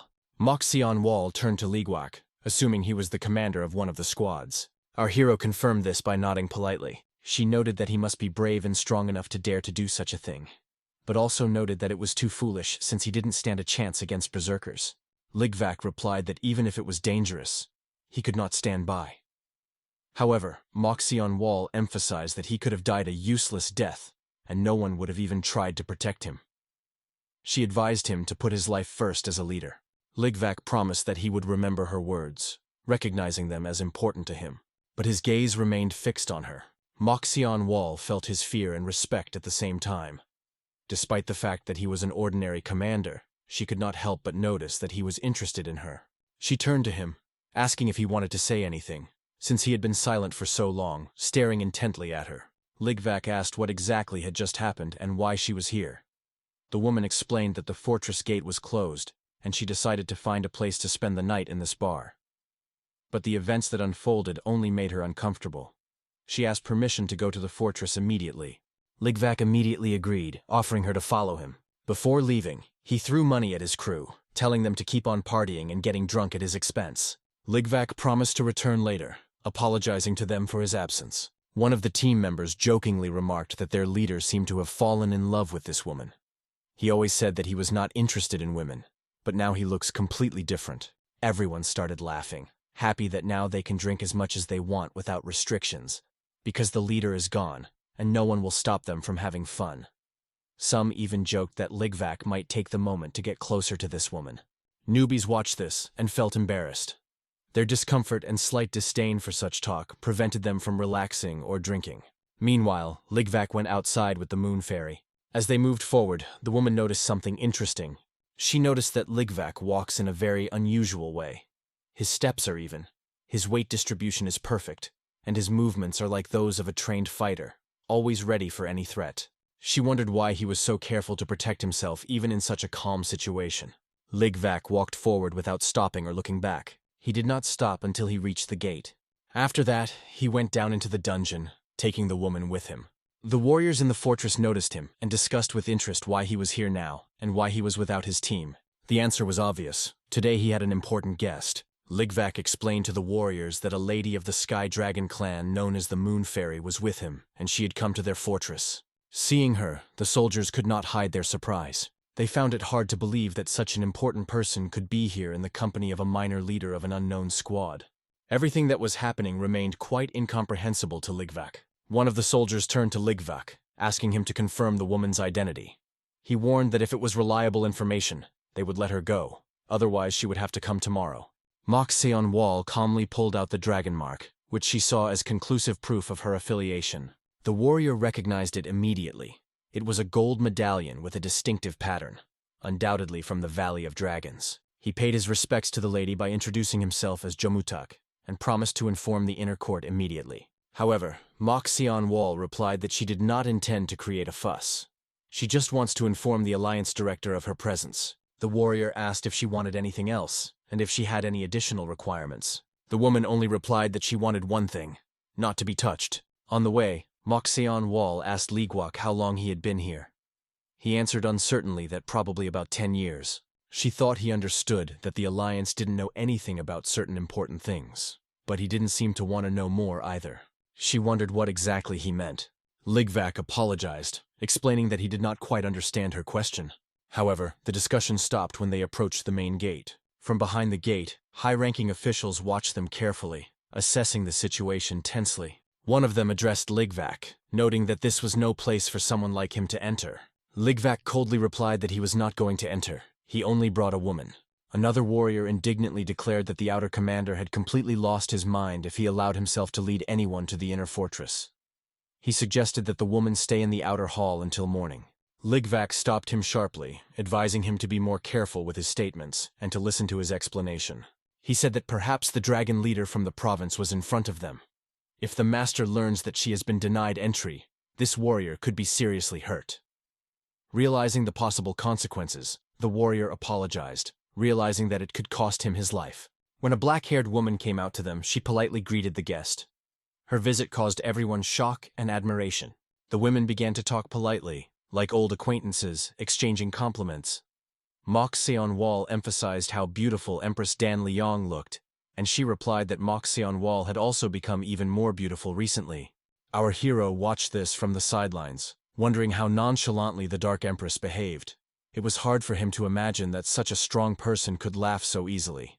He understood that it was time to go, because all his affairs for today were already finished. Ligvac said goodbye to Mok Seon-wol and wished her a good time, explaining that he had to leave them. The Empress only asked if he was sure of his decision, and receiving an affirmative answer, allowed him to go. As Ligvac walked away, the women followed him with their eyes. Mok Seon-wol asked Dan Lion if she knew anything about him. The Empress admitted that she did not know much about him. Mok Seon-wol noticed that the Empress had some sympathy for the boy, but she denied it, stating that she was only interested in learning more about him. She explained that she had to keep an eye on him, as his behavior seemed too frivolous to her.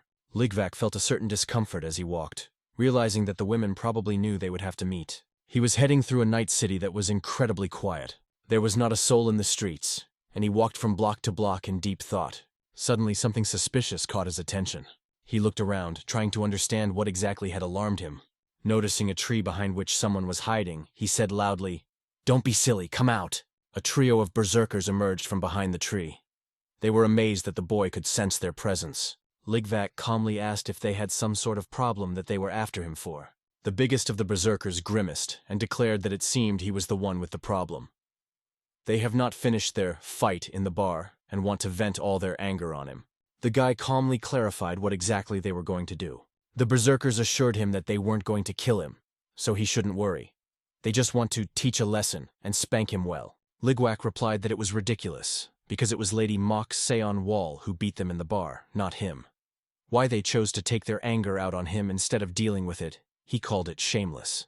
The first berserker, ignoring Ligvac's words, charged at him, considering him an insolent bastard who deserved to be punished. But as he ran closer, a sudden blow from something invisible stopped him right in front of his face. From this blow, he flew back and collided with his sister. The biggest berserker didn't understand what just happened and yelled, "What kind of prank are you up to here?"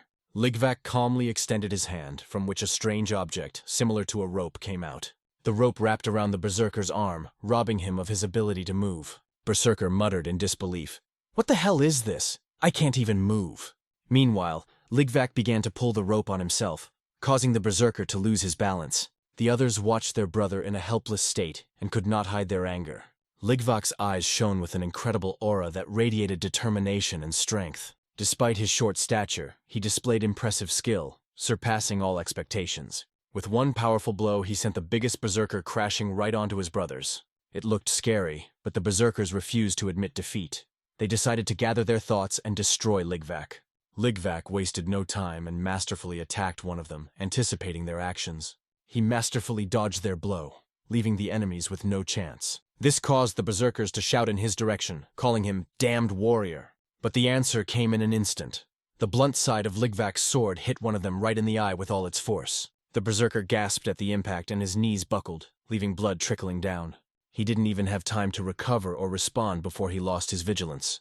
At that moment, Ligvac's elbow hit him squarely, bringing him back to consciousness, but making him feel his own weakness even more. The sister, seeing how Ligvac mocked her brothers, rushed at him with a roar, promising that she would beat all the dirty insides out of him. But suddenly a silent meteor appeared in front of her. As if out of nowhere, its power confused her. Her attack was stopped and she lost her balance.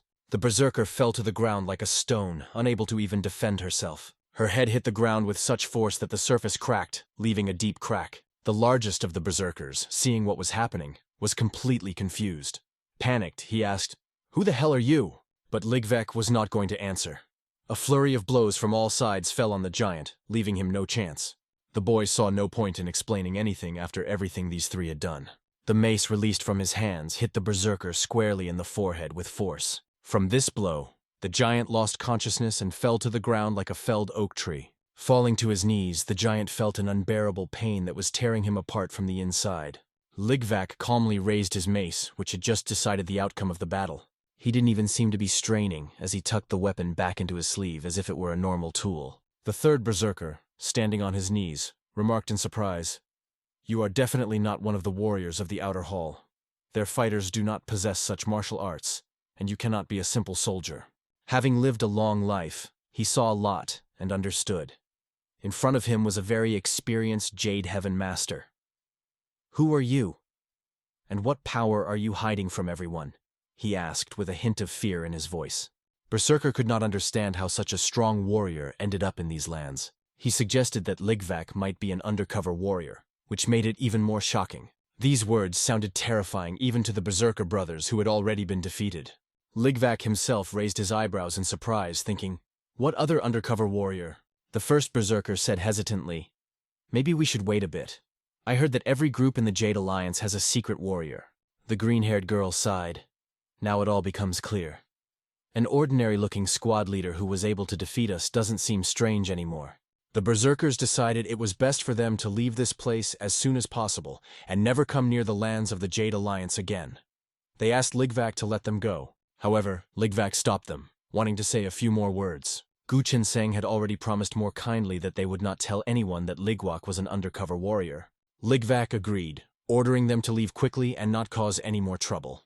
The berserkers thanked him for his mercy, admitting that he could have taken their lives but allowed them to live. They left the scene of the battle, going in different directions, and Ligvac watched them for a few more minutes. Suddenly, 3 blows flew in the direction of the berserkers. All 3 hit them right in the neck, catching them off guard. Gu Chengseng turned his head and shouted, "You promised not to touch us!" But it was too late. Bleeding profusely, all 3 fell to the ground. Ligvac stood shocked, not understanding who had done it. A silhouette of a man appeared on the horizon and came closer and said that the rules in these lands require you to always consider who your opponent is. He added, "It was necessary." Ligvac recognized the man and heard him say, "Those guys would never keep their word. I did what I had to." Ligvac, still amazed, asked, "What are you doing here?" The master emphasized that Ligvac must not forget who controls these lands. "This is my territory, and I know about everything that is happening or will happen here," he said. However, he did not answer all of Ligvac's questions, leaving many unfinished business. The master decided to give him a lesson instead, as he thought they had a lot to talk about. They set out for his humble abode. Watching Ligvac, the master noted that the boy was quite interesting and worthy of attention. The master noted that he had seen his skills in battle. "You must have wanted to hide them from the others, because I've never seen such techniques before," he said, acknowledging Ligvac's power with astonishment. Ligvac replied that he never intended to hide his abilities. It just happened that way. The master interrupted him, saying that he needed no excuses. He wasn't going to judge him, but he was still angry with himself. "I've always prided myself on being able to assess the abilities of any person," he said. "And now I feel insecure, because I didn't even realize how strong a fighter you are," added the master, more angry with himself than with Ligvac. The master decided to be honest with Ligvac, because he believed that this would allow them to understand each other better. Ligvac, however, did not understand what he was alluding to. Then the master said, "You, Ligvac, are everything to me, and I want to become the same to you. From this moment we will begin a new chapter." Master officially declared his intention to propose his candidacy for the position of leader of the Hao clan. Ligvac mentally recalled that the Hao clan was a place where the best warriors gathered information all over the world. Only the most worthy and the strongest can get there. However, he couldn't help but wonder why the master was staying here, since this place did not match his status. The master explained, "This place is the foundation of the Hao clan.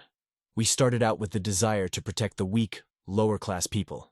That's why this place is perfect for me."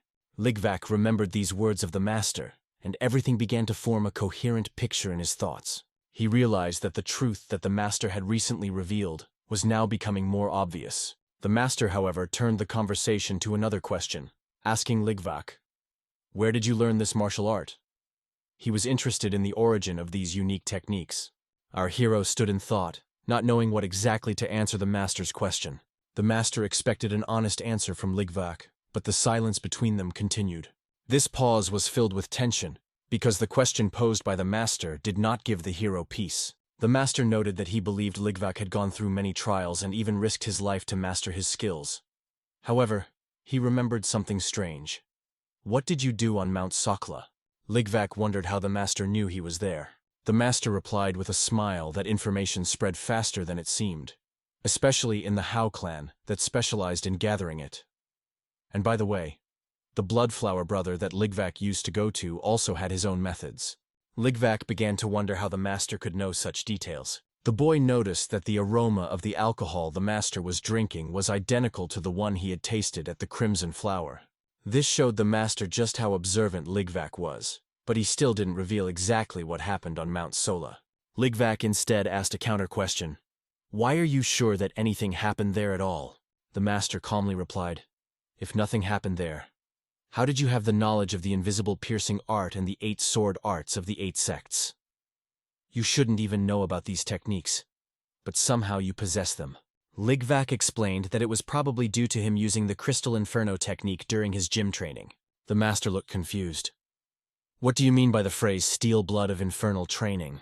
Ligvac admitted that he used the technique under the guise of repairing the hall to avoid suspicion.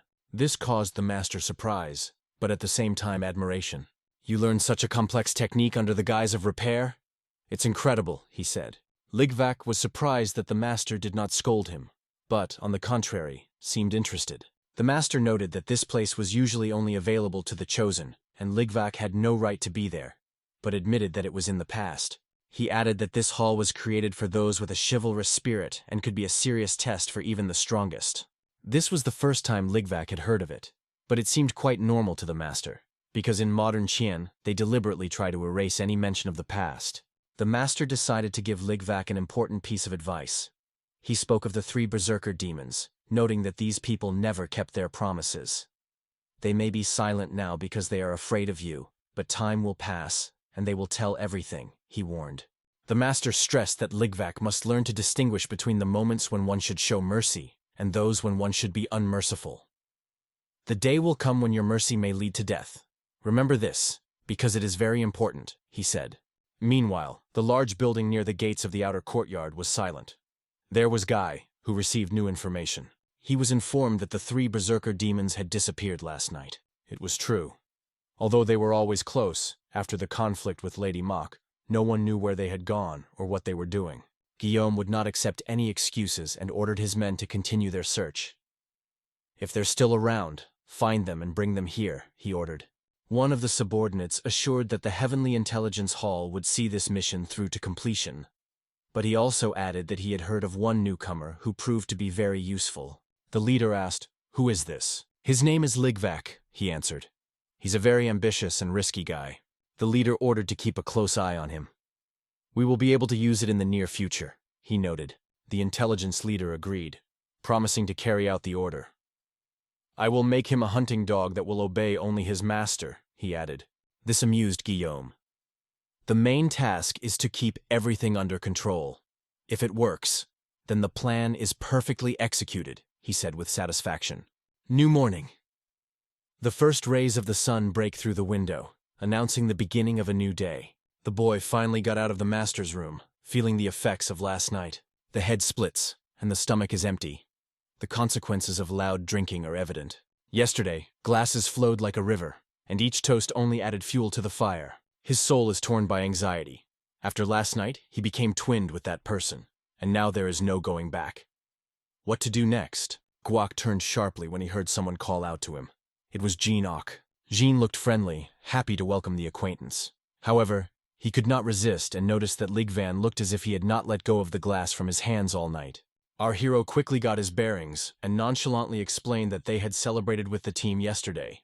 Jean raised his eyebrows suspiciously and asked if he had noticed anything strange during the celebration. But what exactly did Jean mean?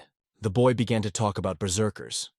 He had heard that Lady Mac had defeated them, but something strange had happened there. According to him, Ligvan was there and also took part in that situation. He knows that Ligwan tried to protect the waiter and was almost killed by Boyka, but was saved by Lady Mac. However, the young master did not understand why he was being interrogated in this way and what he was trying to find out. The boy asked again if Ligvan noticed anything strange about these people, or perhaps something surprised him. Ligwan explained that he was just escorting the lady, then returned to the hotel and saw nothing suspicious. The guy asked if it was true. This angered Ligvan. He did not understand why this questioning. If he wants to know something, let him ask directly, and if he wants trouble, then Ligvan can show where crayfish spend the winter. The boy tried to calm him down, but Ligvan believed that this was no longer a question, but a real interrogation. It seemed to him that he was trying to find out some information. The boy explained that the 3 berserkers were invited guests of the ruler, but had disappeared. The leader gave him a secret order to find them. Hearing this, Ligvan replied that he knew nothing. He saw Lady Mac off and returned to the hotel, where he slept through the night. If it was true, the boy would leave him alone, but he warned, if Ligvan lied or hid something, then let him confess now. Ligvan was sure that he did not see anything special. Perhaps the berserkers simply ran away in shame because they were defeated by a woman. However, the boy objected. He believed that these people could not run away so easily because of defeat. Most likely, they have harbored anger and are waiting for a chance to take revenge. In any case, the boy moved on, offering Ligwan a drink sometime next time. In his mind, Ligwan realized that if Ugong hadn't taken care of these fools that night, he would have already been summoned to the ruler for questioning. After that, he immediately left for his brigade. Newbies could barely get out of bed after a heavy celebration. Their older comrades mocked that the youth simply did not know how to drink. Looking at them, Ligvan realized that they would not be able to patrol in this condition. However, one of the team members reassured him, saying that he had a special tool for such cases. He boasted that his medicine was so effective that it could get anyone back on their feet. Taking the pill, he easily threw it into the mouth of one of the newcomers. The older fighters asked with interest what kind of tool it was. Then he admitted that it was a bit of poison that worked as medicine. This statement caused a shock. How could he give poison to newcomers? He explained that this is a special kind of poison that does not harm the body at all and helps to quickly neutralize alcohol. It was a method of poison against poison, and some fighters looked on in horror at these demonic ways. Meanwhile, the newcomers began to tremble even more. They were getting worse. But suddenly they jumped up sharply, as if they had received a charge of energy. Looking back at each other, they realized that they had completely sobered up. The leader stood in front of them and asked if they were all right. The boy who had given them the poison raved about its effectiveness, asking if it wasn't wonderful. Left alone with the leader, he began to think that something important had happened in these lands, since such a significant figure as Lady Mac appeared here. Ligvan asked with interest what he meant. The boy explained that Lady Mac was the daughter of one of the leaders of the Dragon Heavens, a potential heir. Her presence here is clearly not accidental. Ever since the time of the Dragon Heaven Valley has been located near a fierce battle between the demonic army and the Jade Heaven Alliance. The chieftains of the valley could not leave their lands, so perhaps they sent her here to negotiate. This made the situation even more intriguing. If you wait, it can be the beginning of peace, or, on the contrary, incitement to a new war. Anyway, it's time to get back to patrolling. Standing on guard, they looked down from the fortress, observing the territory. And they noticed how military supplies are coming to them again. The leader of the caravan delivering supplies was considered one of the best at his job. The massive amount of food was just the beginning, and more supplies were expected soon. On this scale, the Meridian merchants were truly impressive in their organization and resources. Someone behind the hero expressed the opinion that the appearance of the caravans resembles the incomparable caravan storm, a symbol of frontline battles. It was one member of the team who believed that this number of suppliers was an indication of how bad things were at the front, and the situation was only getting worse. It was for this reason that Lady Mac came here to beg these supplies for her purposes. In the evening, when the council of high-ranking officials gathered, the hall was filled with laughter as they celebrated their success in destroying the Jade Heaven Alliance. They eagerly awaited the moment when their enemies would fall to their knees and beg for mercy. It will be a day of great victory for them. They laughed when they heard the name of Jean Raquin, a key figure in the alliance, certain that his fame was already shaking with the enemy's boots. The Lord agreed that this was only natural. If everything went according to plan, they could win the war, divide the enemies, and force them to join their coalition. One of the high-ranking officials expressed confidence that they would soon achieve even more, with the Iron Monarch becoming the next heavenly leader. However, one of the attendees looked worried. He noted that the young master was still behaving like a child and traveling to Tianhu at this important time, which might anger one of the leaders. Another official explained that the young master, being the firstborn, often behaves recklessly. The Lord, visibly tired after killing so many enemies, asked not to delve into the subject today. He proposed to end the discussion and return to this conversation tomorrow. Meanwhile, the soldiers waited patiently for the decisive moment to arrive. That moment came when the door opened. Young ladies with large trays covered with fragrant dishes appeared in the hall. Passing through the corridor, they headed for the refectory, where they were escorted by guards, opening the way for the royal banquet. The Lord enjoyed the aromas of the fine food and alcohol that had been prepared especially for him this evening. He intended to use the alcohol to drown out the smell of blood that had haunted him all day. It was all part of his preparation for tomorrow's difficult day. The Lord turned to his servants and leaders, asking which of them would be willing to drink with him and taste these dishes. The servants did not understand why they should taste the master's food, but he was wary of the poison with which they could sneakily kill him. Because of this, he asked one of the servants to taste the food first. The girl tasted the food and assured that there was no poison, and then asked permission to leave. However, the Lord decided to leave them a little longer. He liked to observe their presence. They were handsome, and it pleased him. The Lord did not want to spend the evening alone. He needed a good companion for the night. When they were left alone, the atmosphere became tense. The Lord leisurely tasted the dishes on the table, savoring each morsel. Smiling, he noted that it was just the two of them and asked how they would spend the night. The girl was a little embarrassed, but offered to start with a glass of wine to make the evening longer. Against the background of the creaking sound of axes, the Lord asked her to fill him with a new glass. She took the glass and carefully began to pour alcohol. At that moment, her eyes flashed with red fire. Suddenly, poisonous needles flew out of her mouth, hitting the Lord's hand and face. The Lord froze, realizing that he had become the victim of an assassin. The girl looked down on him, her paralytic poison needles doing their job, showing that she could kill him even without a weapon. However, she was far from simple. She pulled out a hidden dagger from the fish lying on the table. Pulling out a dagger, the girl made it clear that she was determined. The Lord angrily threw everything in his path, trying to regain control of the situation. His weapon returned to him as ordered, but the girl acted too quickly. She maneuvered with incredible dexterity, bypassing him from the flanks. Whirling around with a dagger in her hand, she came closer and closer. The Emperor's axe almost reached her, but she managed to dodge at the last moment. The Lord, filled with rage, tried to grab her, but she moved too fast. At the decisive moment, the dagger flashed next to the Lord, and he felt death literally breathing into his ear. Guards stood behind the office door, listening to the strange sounds inside. They began to suspect that something had happened in the Iron Monarch's room. One of them even joked that the Lord was just having too much fun with the woman. Meanwhile, the Lord glanced around, concentrating on the situation. He decided to act immediately. His blows became determined and merciless. Shocked, the guards asked what these actions meant, but did not receive an answer. The assassins drew poison darts and daggers as they began their attack. Blow by blow, they neutralized the guards who stood on the defensive. Everything around was filled with the bloody color of this merciless world. The guards' weapons broke and fell from their hands as the assassins deftly attacked them with their javelins. Daggers and poison darts mercilessly knocked the strength out of the enemies. But suddenly the assassins trembled. Their leader was suddenly grabbed by some scoundrel. The warrior grabbed one of the assassins by the hair and asked his accomplices if he was their commander. The mask flew off his face, and it became clear that these killers were real assassins from the Heavenly Alliance. However, before the guards could realize it, their swords were already pointed at them. One of the assassins mercilessly pierced the body of one of the warriors with his sword, leaving him without a chance. Soon the door to the Iron Monarch's office opened. The assassin girl came out of the room with an expression of triumph on her face. She informed her friends that the task was completed successfully, but at the same moment she fell dead to the ground. The assassins, inspecting her, noted that the iron trap had done its job, but it was too dangerous to leave it here. Their leader convinced everyone that they were not abandoning anyone. Either they would carry her with them, or she would get out on her own. The scene shifts to the Crimson Flower, the brotherhood that guarded the building. One of the warriors stood guard on a high tower, keeping a close eye on the area. A master approached him, bearing important news. He reported that the Iron Monarch had been killed by assassins. The warrior could not believe it, because this place was considered extremely protected.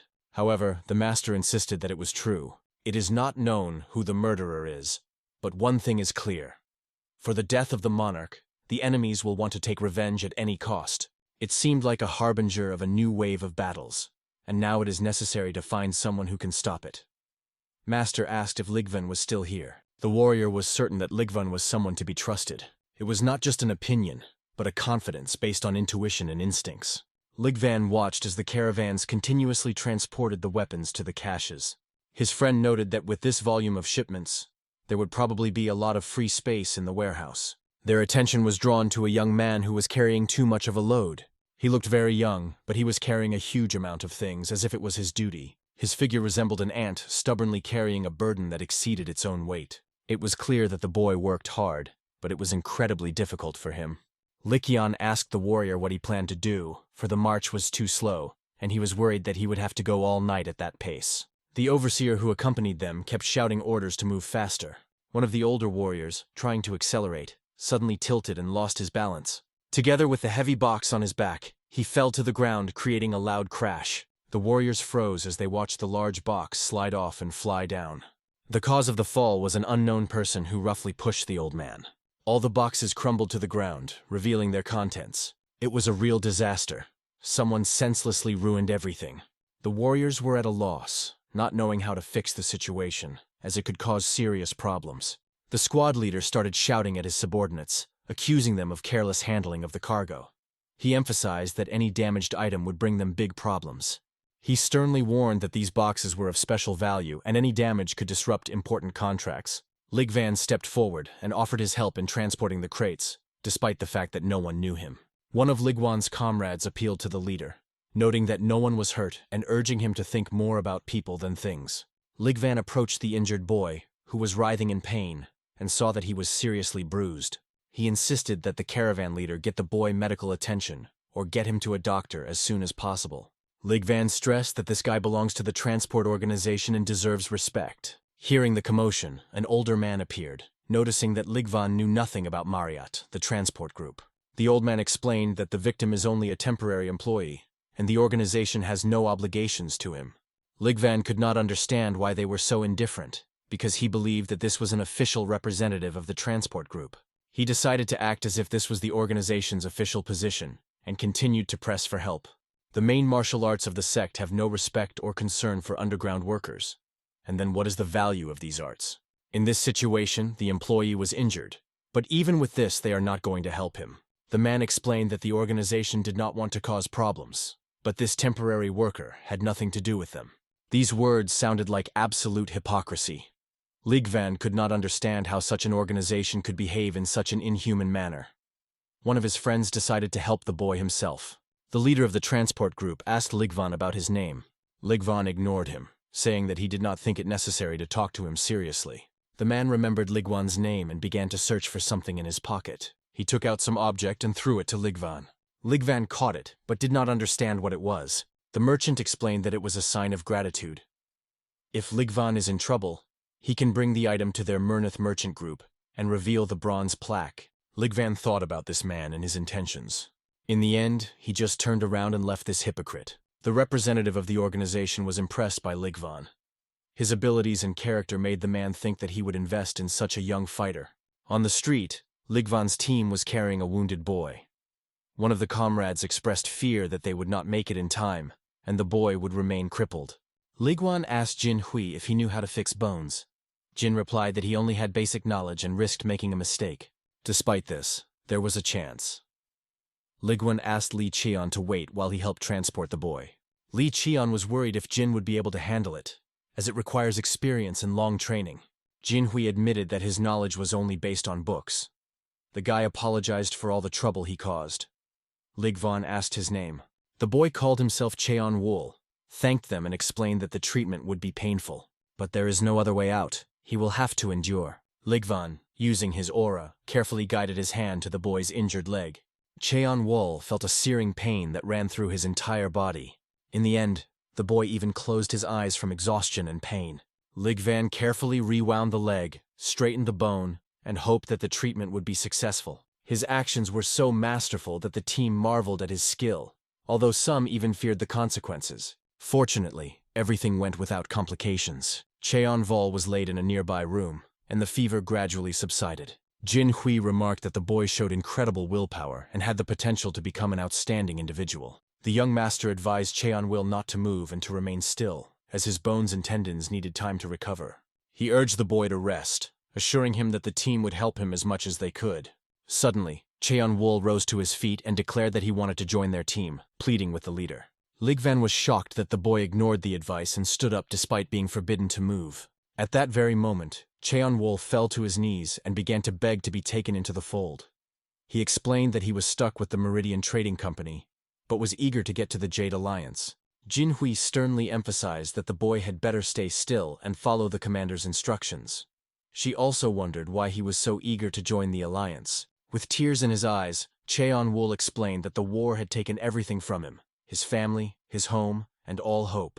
He just has nowhere to go but this place. It was extremely sad because the demonic forces took everything he had from the boy. Ligvan, without saying anything, turned and went to the gate. Li Qian asked with interest if they would take the boy into the squad, as the pace of recruiting new members was too slow. Ligvan replied that 5 men in his squad was enough, as every other team had at least 10 members. An enraged Li Cheon began to accuse Ligwan of being a bad leader for not being able to increase his squad, and said a lot of nasty things to him.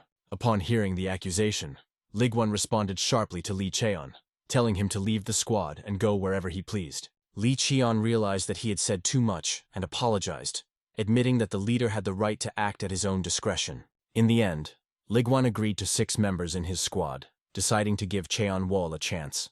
Enthusiastically, he realized that it might be a good idea to take him on the team. He remembered the words of that girl who would be waiting for his return.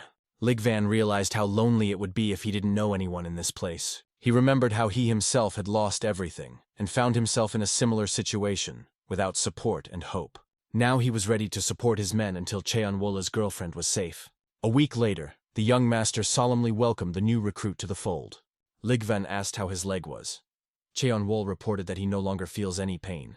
If that's the case, Ligwan stated, Cheonwol would begin his basic martial arts training from today, with Li Cheon as his mentor. Cheonwol thanked the leader for his kindness and trust. Jin Hui laughed, implying that Li Cheon hardly knew anything about martial arts. This, of course, angered Li Cheon, who considered himself a talented craftsman.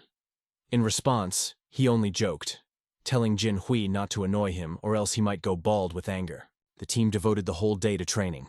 Li Cheon was showing Cheon Will how to do the exercises correctly. He explained which stance would be useful in various combat situations, told what position is best to take for an effective fight, taught him which sword suited his style. He also showed how to work with a sword correctly, because it is extremely important. Without experience, Cheon Will tired quickly, but despite the fatigue, he continued to train.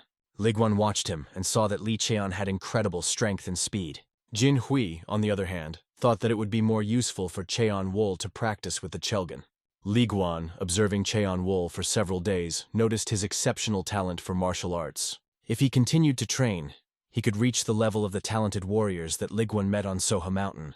Cheon Will perfectly repeated the techniques that were shown to him. He also quickly mastered various maneuvers, showing considerable potential. After another training session, he returned to the team leader. Liguan decided to take him to a special place for an important activity. He asked Cheon Will not to ask stupid questions and just follow him. They went to a famous blacksmith to find new equipment for Cheon Will. The blacksmith recognized him as a new member of the squad and made a wonderful sword for him. Going outside, Liguan asked Cheon Will why he had chosen this particular sword, perhaps because of the convenience of its blade. Cheon Will said that the sword felt most comfortable to him, similar to what their leader would use. Liguan approved of the boy's choice, noting that it was a good reaction, and advised him to use the sword to his advantage. They walked through busy neighborhoods, discussing Cheon Will's future with the team. Suddenly a girl ran out to meet them. It was Limso who, seeing Liguan, exclaimed that he had appeared here unexpectedly. Liguan asked what she was doing here, but the girl said that she was going to see a pervert, whom she called Ahusi. Limso noticed Cheon Will behind Liguan and wondered who it was. Liguan explained that he was a new member of their team named Cheon Will and introduced him to Limso. Cheon Will humbly bowed his head as he greeted her. Limso carefully examined the boy and was even a little embarrassed. She thought Cheon Will looked pretty cute. The girl joked that he could just call her So, because she didn't need formal addresses. She also advised him to feel comfortable in the team. Limso promised that she would definitely visit them next time and would be glad to see them again. Cheon Will noticed that the girl's behavior was a little strange and wondered what was wrong with her. Liguan noticed that Limso often behaves strangely and advised not to be surprised. She is even cute. Cheon Will had a strange feeling that he couldn't explain. A few days later, a large gathering took place in the city. Everyone was gathered for a reason. The big alliance tournament was soon to be held. Many warriors relaxed and forgot about its significance. One of the boys reminded all the leaders that the head of the alliance decided to gather all his forces, because the world is still suffering from the war. The tournament, which will be held for the first time in many years, promises to be brutal and important, and the Jade Alliance of Heaven is preparing to perform. The team leaders were ordered to keep the tournament a secret and not to inform their subordinates about it. After the briefing, everyone was asked to disperse to their squads. Liguan wondered what the words about devilish leaders meant. It was explained to him that scientist Ma from the Creation Pavilion insisted that his squad be sent to that pavilion. It was a direct order and Liguan could not challenge it, but he wondered why the creator of the pavilion was interested in him in particular. The Pavilion of Creation was famous as a wonderful place with a rich history. Scholar Ma apologized to Liguan for summoning him here. He explained that he had damaged one of the traps during the experiment and needed help. Liguan noticed that the trap was indeed in bad shape, but Ma still held his ground. Because of this, he asked Liguan to help him. The scientist explained that before the Tianhu tournament, there would be a large-scale inspection of the traps, and Liguan should help him with the repairs. It was obvious that Ma specialized in traps and formations, but that was of little interest to the others. Suddenly there was a knock at the door and someone asked if they could come in. A strange guy appeared on the horizon. He greeted Scholar Ma and entered the room. The boy also greeted Liguan, happy to see him again. Liguan replied that he was also glad to see him, but asked what he was doing here. The boy pointed to a girl who was busy loading traps and protective equipment. It was nice to meet them all. However, Liguan noticed that the girl was not talking to him. The young master explained that this is normal. The girl is kind, but she never speaks. Although Liguan was told not to worry, he was still warned to be on his guard. The young master decided to go out first to leave Liguan and go talk to someone else. When he left the room, the girl watched him carefully. Her gaze was focused and a little worried. She turned to the commander of the 13th Squad, asking for his attention for just a moment. Liguan did not understand why she suddenly decided to speak and asked what happened. The girl said she wasn't sure, but she believed that Master Lim and Grand Leader Ma were up to something about him. She suggested that it might just be a guess, but advised him to be careful. She explained that they had discussed his future for a long time, but what exactly was unknown. Her warning was serious. It seemed strange because the girl was usually silent, but she decided to continue. She said that young Master Jimin has an exceptional talent in trap formations, and the Alliance pays a lot of attention to him.